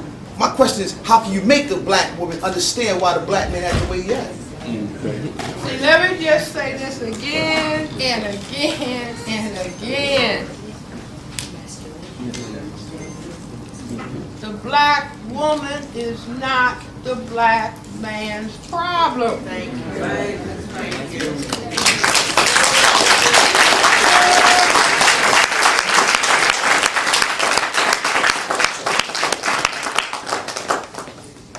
Do you understand what I'm saying? Yeah, no doubt. But I want the black men to understand this. Well, it's, in other words, we gotta like embrace ourselves. There you go, bro. Embrace ourselves and embrace each other. And then let's get down to understanding. You remember some of the old cowboy movies?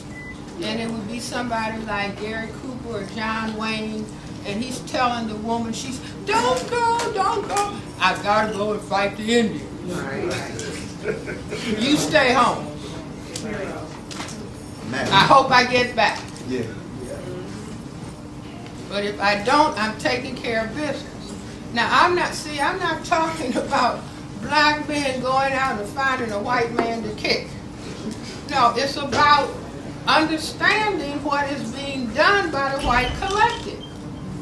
See, black men need to, if I could wave another magic wand, say, no, we're going to work. See, we want jobs. We want jobs. See, but you can train people.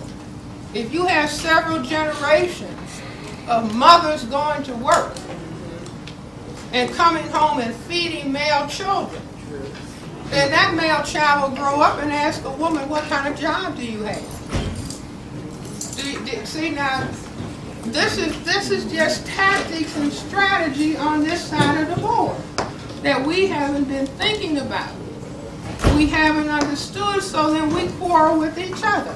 And as long as there's fear, it's like the man on the job, his boss kicks him, he comes home and kicks the dog and kicks his wife. Who's his problem? The boss on the job. You see, so this is where we have to get to. You see, the woman is not going to teach the man how to be a man. You see what I'm saying? And this is why I say that if black women would do their part, our part would be, you really are fine. You really are good looking. But 30, 35, 2, 3. See, married. What if black women were saying, not out of hatred. This is not a game bringing children in the world. That's right. Thank you. See, this is not a game. Go out there and tell the white collective, no, we're men, we're going to work. See, we are going to work. But as long as the sex comes first, you see, like what do they say? Why pay for the cow when you can get the milk?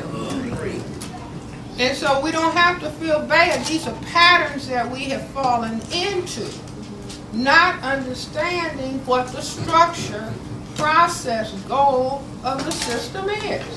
But it's like I can't say often enough. Black men stop focusing on the woman. See, you're my, if it weren't for you, I wouldn't have a problem. Do you see? It would be better if the black man said, look, I can understand. I can understand your frustration. Because I'm not in a position to protect you, defend you. I can't protect myself. I can't take care of any children. Now, if we were all saying that, would that this was not a war? See, nobody in Afghanistan is jumping out of a foxhole or behind a rock and talking about, I got to get some. Right. Right. See what I'm saying? I mean, we've got to tighten up. We got to get into discipline if we are serious about ourselves. Responsibility. See, one of the secretaries of Agriculture's name was Butts. Yeah. Years ago, said all black people want. Now he said this in public.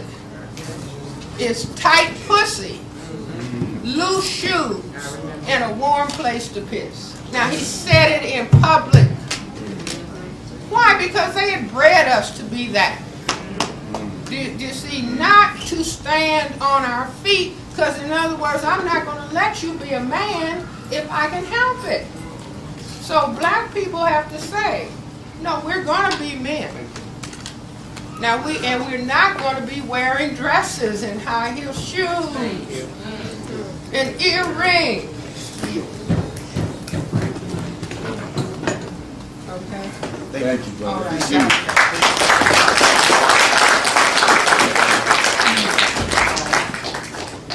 I'm not really allowed to speak or shout, you know. Real loud, Susan. I have a two-part question. One at a time. Right. And in your lecture you mentioned that Real loud, so they can hear you. in the lecture you mentioned that we don't have a clue. So I'm asking, why is it we don't have a clue if it's so obvious? It's not obvious. In other words, see, imagine children in the first grade. Black children, white children in school, and the teacher says, boys and girls, good morning, everyone. We are in a system of racism, white supremacy. And this is how the system works. The system is unfair to black and non-white children, and it treats white children as though they are superior. Now then, everybody starts understanding. You see, but what? There is such a thing as miseducation. Yes, it is. See, it's just like going all over Africa and saying, okay, now here are your guns. Now, I want you to fight these people over here. They're your enemy. And they don't have a clue. So all over Africa, people are fighting and killing each other. You see, just like here. All over, after I teach you to hate yourself. Yes. That's first. I've got to teach you to hate yourself. So when you look at your image, you're saying, I hate, there's another one that looks like me. Yeah, I'll kill him. I'll kill her. See, so we've been miseducated for a purpose. They're 1/10 of the people on the planet. The only way that a minority can overcome a majority is divide and conquer. And this is what they are masters. We could go around saying to the white people, you all are masters. They'll say, what? Imagine being at a cocktail party with white people. You're supposed to be acting like everybody's equal. Oh no, master. No, I'm not your master. You've got 2 degrees. No, you are the master. You are running a masterful system.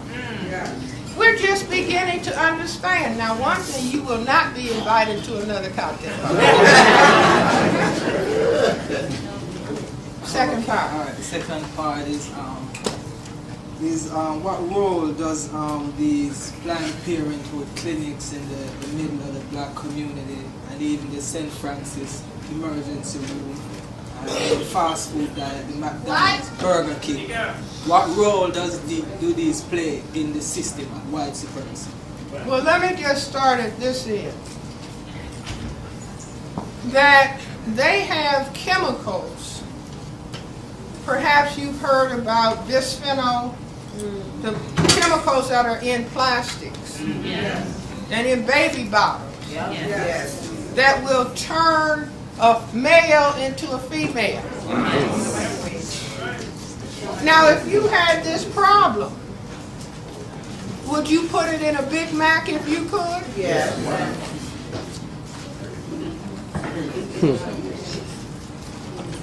Do you see what I'm saying? Or anything else? It's like we need to focus on the fact we've got an epidemic of a feminization of black males. Even the pediatricians are noticing it but afraid to talk about it. See, we ought to be saying, wait a minute, what is going on here? That's just like HIV/AIDS. See, they could be doing saturation. In the 80s, I was in London. And if you turned on the television, you would see commercial after commercial, get tested, get tested, get tested, get tested. They don't have any mass movement to test people here. They could test everybody in the prison, test them when they come out. No. Why should I? Why would I make a biological weapon if I don't want to deploy? And if I deploy it, I'm not going to pull it back. I've got a purpose. You see, so black people ought to be saying HIV is biological warfare until proven otherwise.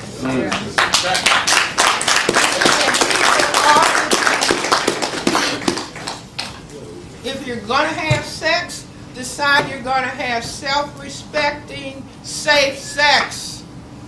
Do you see, or have you been tested? Yes. See, but it's like if my brain has been reduced to I'm a dog and I'm a hoe, and I'm a bitch, why should I be tested? It doesn't feel the same. Or why should I use a condom? Meaning I don't care if I die. Right. I don't deserve to live. Yes. See, like they were saying in Nazi Germany about the Semites of the Jewish religion, life unworthy of life. Life unworthy of life. We have been conditioned to feel that about ourselves and to step into I don't care, which is programming in the system. So I hope that answers.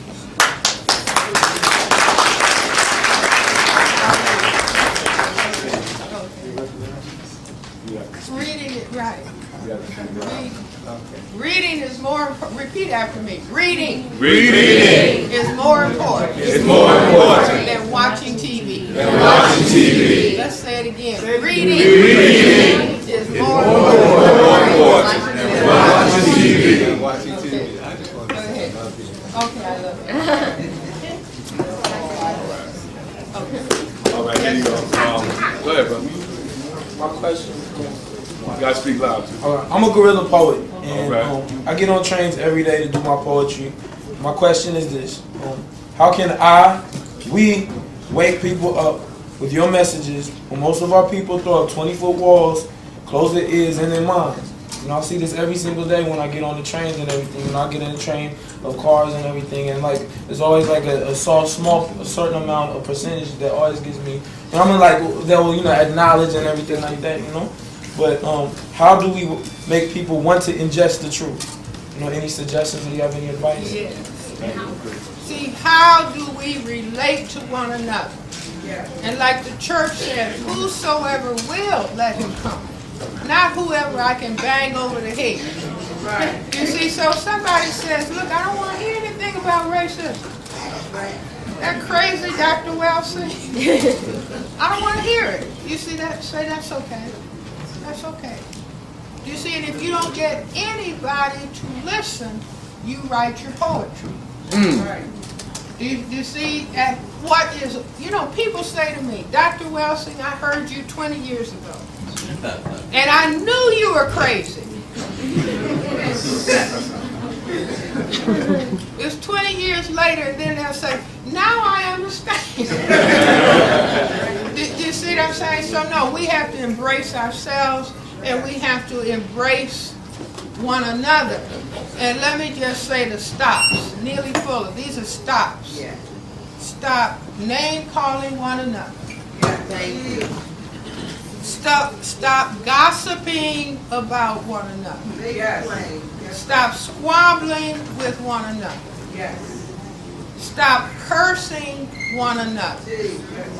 Stop snitching on one another. Yes. Stop being discourteous and disrespectful to one another. Stop robbing one another. Stop stealing from one another. Stop fighting one another. And stop killing one another. Now I've added some to it. Stop using and selling drugs to one another. See, because the thing that they're bringing out now is medical marijuana. Now that's going to say to every young black person, oh, this is medicine. But we won't have a clue as to what's in it. And they had a 2-hour-long program on TV. They got a black couple who are one of the chief manufacturers. See, that's to suck us in. So please be careful. So stop using and selling drugs to one another. Stop making black children think that as children they can be adequate mothers and fathers. Stop pretending that racism, white supremacy does not exist. Stop throwing down trash where black people live, work, and play. If you're willing to live around trash, you're thinking of yourself as trash. Every black person needs to get a PhD in broom studies. Stop allowing racism, white supremacy dividing black, brown, red, and yellow people. Okay. Thank you.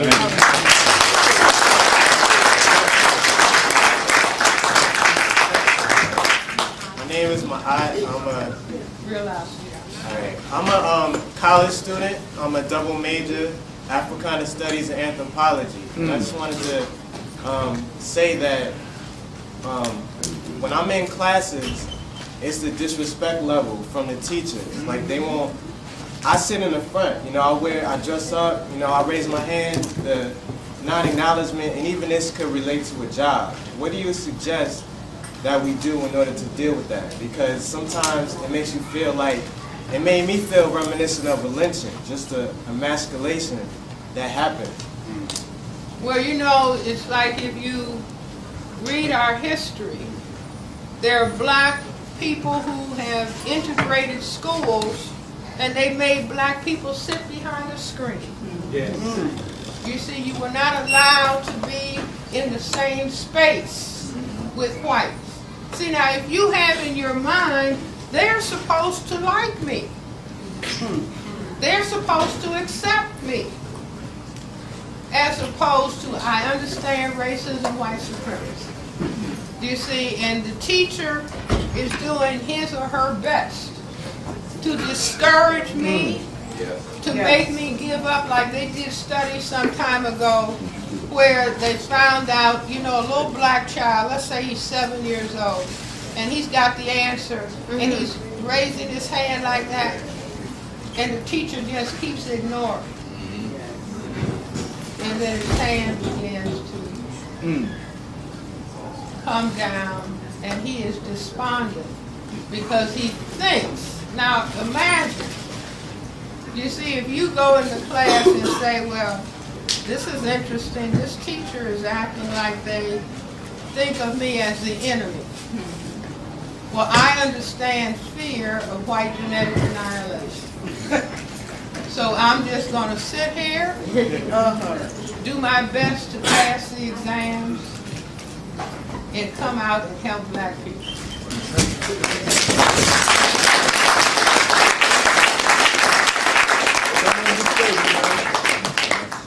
My question was kind of similar. My question was kind of similar to the young brother's question. I want to know, the more I become myself, African, the more I become conscious of white supremacy. It's like I feel like the world is against me now because I'm trying to awaken my people around me. What did you do when you was going through it? Because I seen you around my age, and now I feel like I'm in your shoes at that time. But now we're in 2010, where the consciousness of black youth is not the same. So it's like, it looks like I'm the crazy one for thinking a certain way and trying to change the youth. And I have like teachers, like the guy said, making me feel like I'm wrong for speaking from my own experiences in life. What did you do to humble yourself from being angry or lashing out? It's like I get into battles with these teachers or people and I'll tell myself that's not the way. But I feel like, and I'm very respectful to white.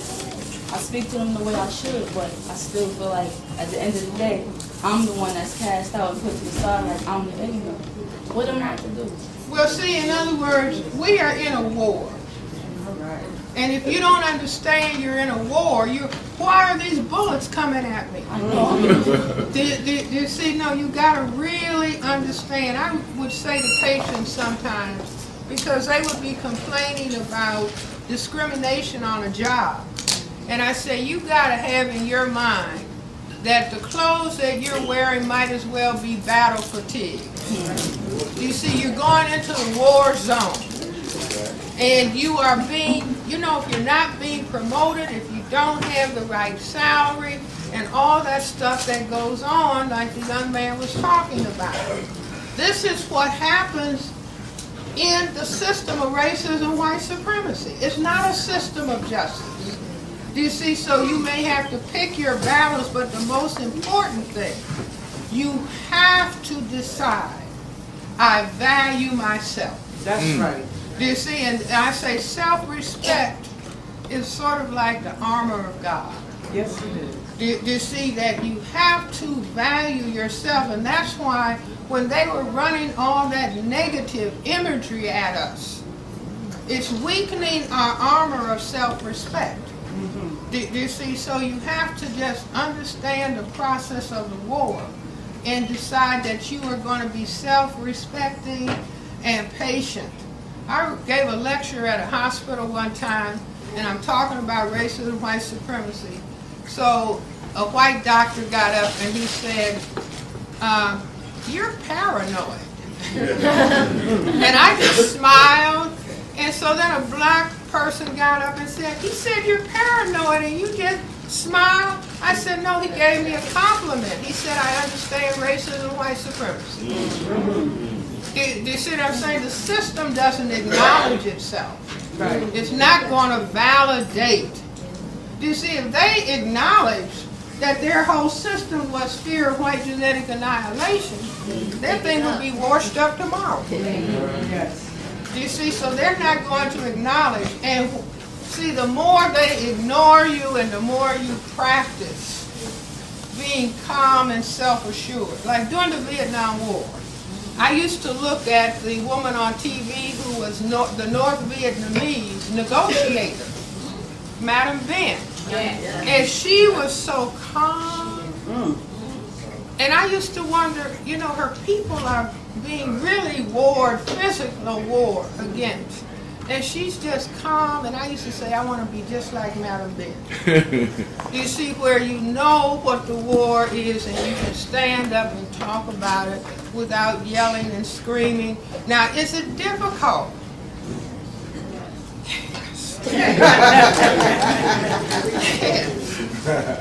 You see, but it's like everybody has to find out, what is my purpose? What am I supposed to be doing on this planet? Right. You see, what am I supposed to be doing as the mothers and fathers of everybody on this planet? All right.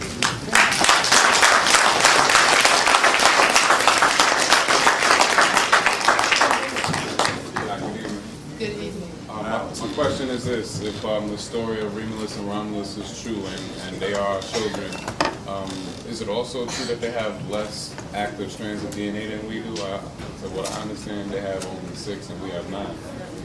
Well, see, let's not just focus on what they don't have. Right. Because whatever they don't have, they're standing on us. Do you see what I'm saying? And so what you want to look at is, what are they doing? What are they doing to us Now, what is our counter strategy? Right. You see, because the things, just like saying you are genetically inferior in terms of intelligence. You see, or you're a minority when they're the minority. Right. You see, so all that stuff, what we have to understand is what is it that they're doing and why are they doing it? They're doing it to genetically survive. But if we say, you know, it's like, I'll say white people are smarter than we are. Now that usually doesn't go down well with black people. You see, but what are you saying? I mean, that's like whatever football team is your favorite team, and if they lost. Do you see what I'm saying? You say, they lost. They lost. See, the fact that somebody is smart, people who are standing on you are smarter than you are. At that moment in time, because you haven't figured out how to get them off. So if we just went around saying, you white people are really smart. You don't have to say smarty MFs. You say, you all are smart. You all are smart. You all are, see, follow. You are a tiny minority on the planet, and you're controlling the whole planet. Now you make them want to go home. You see what I say? You're smart. We haven't figured out how to checkmate you yet. Yes. But we're thinking about it. As a matter of fact, we are putting partying on the side. Like a young man who's in law school in Florida called me up. And he said, Dr. Welsing, the black students are failing their courses, but they're doing the step in law school, stepping.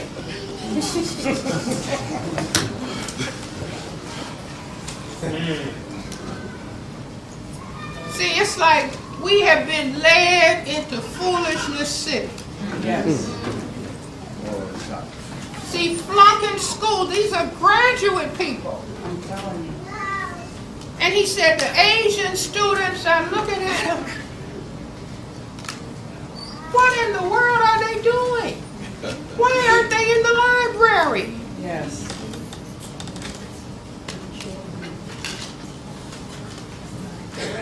See, so it's a whole lot of things we got to examine that were okay when we were not thinking about victimization. See, we can give up singing and dancing. We got PhDs in that. We got PhDs in foolishness. Do you see what I'm saying? Now, what we don't have PhDs in is getting people off of our backs. Yes. Right. You see, we don't have PhDs in behavior that reflects that we respect ourselves. And that's what we got to go at. Okay? All right.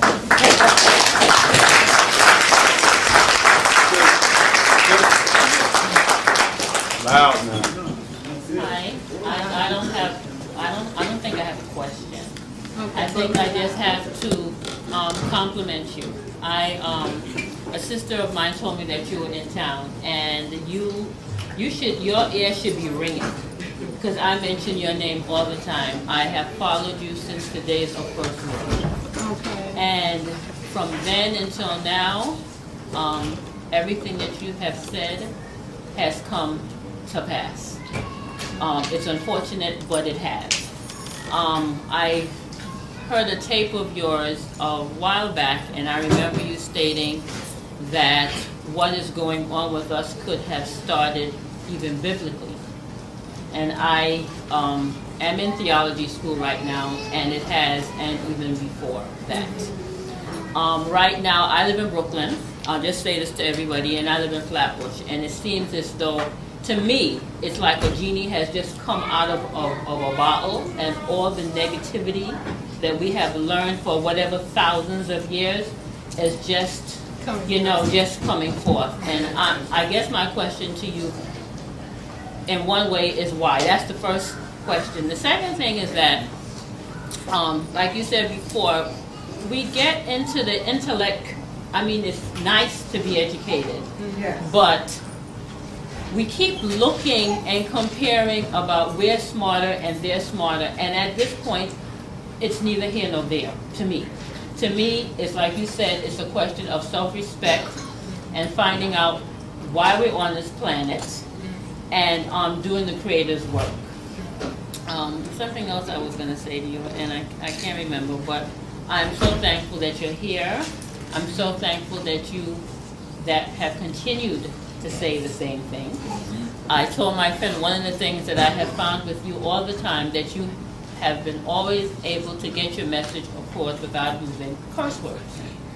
And I personally have a problem with that, because I say that if in the beginning was the Word, and the Word was, and the Word was good, then I think that when we're communicating with each other in terms of lectures, that there is no need to go into that white supremacy mode. I mean, I think you've been around long enough, and we've discussed in terms of the language, the MFs, and all the other words that go along with it, that we should try to alleviate that. I mean, I don't use the word, but my favorite word at home is AWS, and every time I use it, there's a jar that I have to put a dollar in.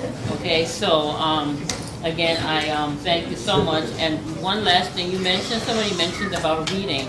I read a book on Dickens. It was on crime and education.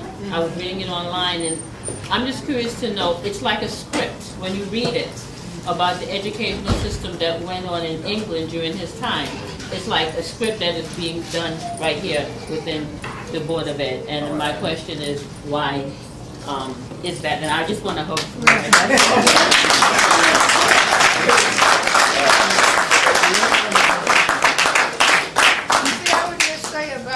Possibly about the education system in Dickens' time.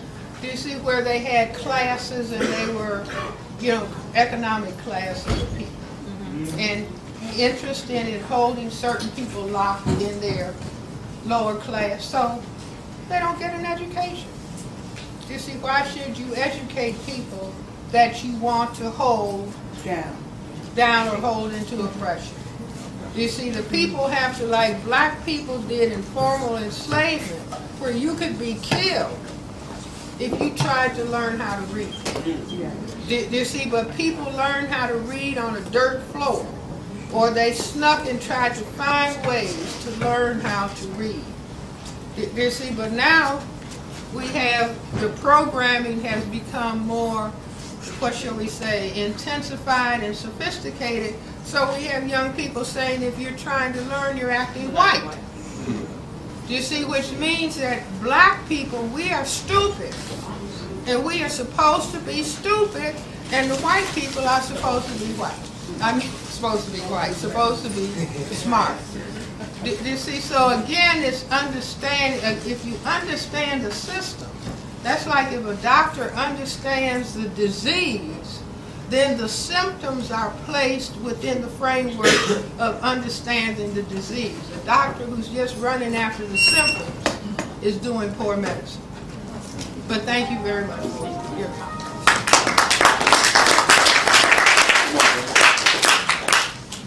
What's that?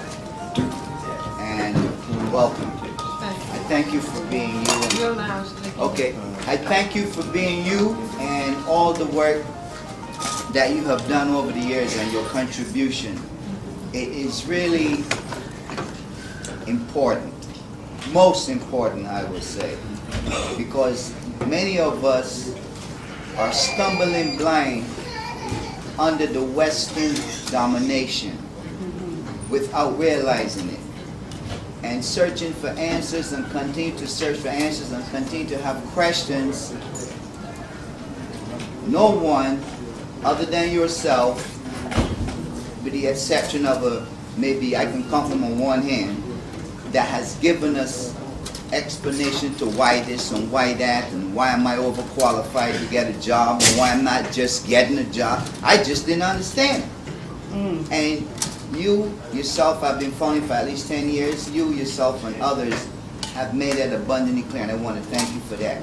And I would also like to say that one of the reasons for white survival not white supremacy, although it's part, although they complement each other, is the fact that scientifically, the Caucasian race cannot reproduce their offspring to the rate of a black queen.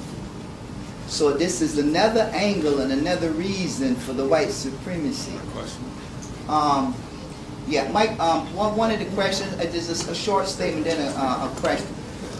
I would like to say that we as a people don't owe them an apology for nothing. Why? Because going back, when they were in Africa as albino genetic mutants, before they were cast out because they misbehaved. So this is the reason why they were cast out in the first place, because we had no system or society for jails and things like that. So I just wanted to say that, and there's so much more, but time is of the essence, and I thank you. We must stay in touch. Let me just say this, though. You know, in our society, there are children born who are deformed and have various severe abnormalities. And right here, we push them away, put them in institutions. Do you see? So, just like in Africa today, do you see, the albino mutants might not be doing anything, but we're saying something is wrong with you and you don't look right. See, it's nothing wrong with apologizing. Do you see, somebody might be able to come up with a cure for albinism.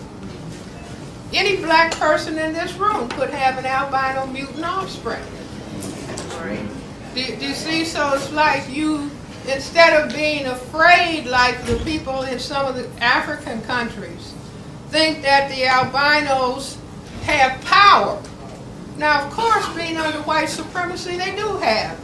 Do you see what I'm saying? They have power. You got white people running over to rescue them and everything. And so white represents power in a system of white supremacy. So it's nothing. I tell parents, you know, sometimes parents do things to hurt children. Yes. And adult might come to the psychiatrist's office, and I say, you know, they're talking about the abuse and the kinds of things that the parents said. And I said, will your parent come in? Will your parent come in? Not so the doctor can throw a vase at them, but to say, this hurt your child. Could you apologize as the parent?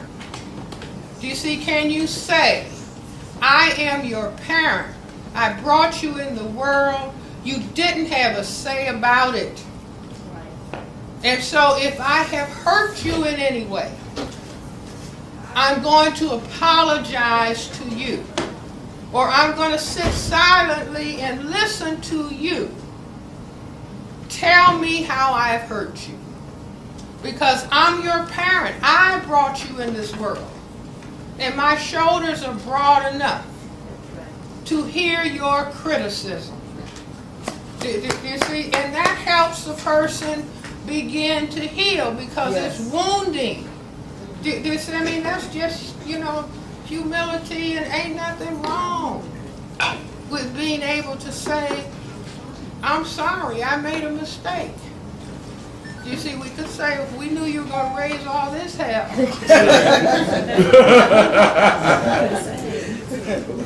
Do you see, but that, the first time I did it, I thought that the white people were just going to go into, because I say, obviously, you think we are your kin, which is why you have Aunt Jemima feeding you. Uncle Ben feeding you. Do you see, you got Oprah. Tell Mammy what's the problem. Do you see, and she's the wealthiest lady in the entertainment world. Yes, she is. She telling, come and tell Mammy what's going on. Okay, who's next? Sister Yes, Doctor, thank you for being here. You had 9 areas of activity. Yes. And I heard recently that you added a 10th health. No, it, Well, maybe I misunderstood, but could you just explain how health, I mean it's obvious, but could you explain in your words how health plays a big part in all? see, health, you can put the 9 areas of activity: economics, education, entertainment, labor law, politics, religion, sex, and war. And so when stuff is going wrong in any of those areas of activity, that impacts the well-being of the person. You see, the stress in economics, the stress in education, the stress with unjust laws, all of that is impacting health. So health Yes. doesn't have to be a separate area of activity. Okay? That's my opinion. Yes. First and foremost, I would like to, I'm very nervous. Oh, that's cool. I am so honored to be in your presence because this is my first time hearing about you. I just recently learned about your works. And I listened to your videotapes and everything, and I'm beginning to understand the situation. But I also want to let the audience know that I brought my son here, who is 21 years old. And I told him, if you can watch all of that foolishness on the television, that you have to make time to come and see Dr. Francis. And could you please stand up?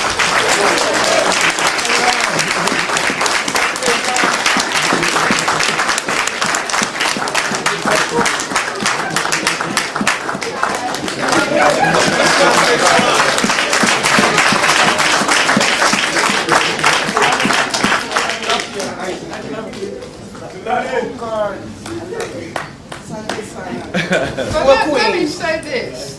You know, somebody might say, well, how are you able to do what you do? And you know what is in my mind? I say because I had the parents that I had.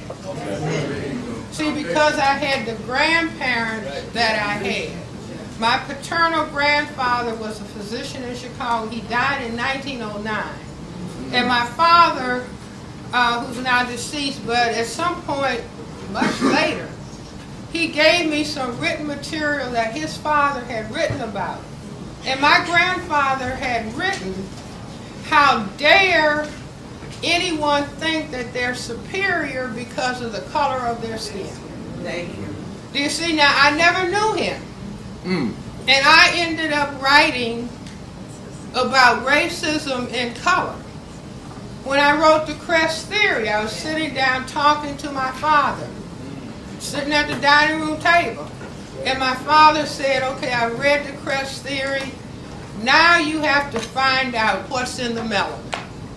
And I never would have thought that. You see, without my father guiding me in that direction.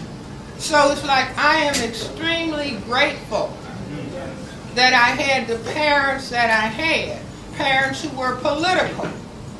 Do you see, parents who would drag us to hear Paul Robeson, who would drag us to hear W.E.B. Du Bois. Do you see, we might be saying,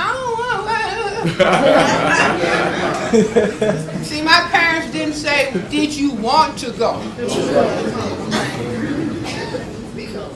No, you are going to go and hear this. You see, you are going to take these courses in school because you need that in order to do thus and so. So I'm just extremely grateful for the parents. I mean, you know, you don't have anything to do with selecting them. But I'm glad that I had the parents who were political people, politically thinking people, left-wing thinking people. Like Richard Wright wrote Some Black Boy in my godmother's house in Chicago. Do you see? So these are people who, because of the way they were thinking, they guided us to, you know, feel that we have a right. One time the FBI, CIA was investigating me. because I wrote a letter to the president when they killed the children in Birmingham. And so my mother called up and said, you know, the government people have been here questioning us. And I said, you know, questioning my parents about my activity. And so I asked my mother, what did she say? And my mother said, she said, I told them that we raised you to protest. That's right. So what more can you ask?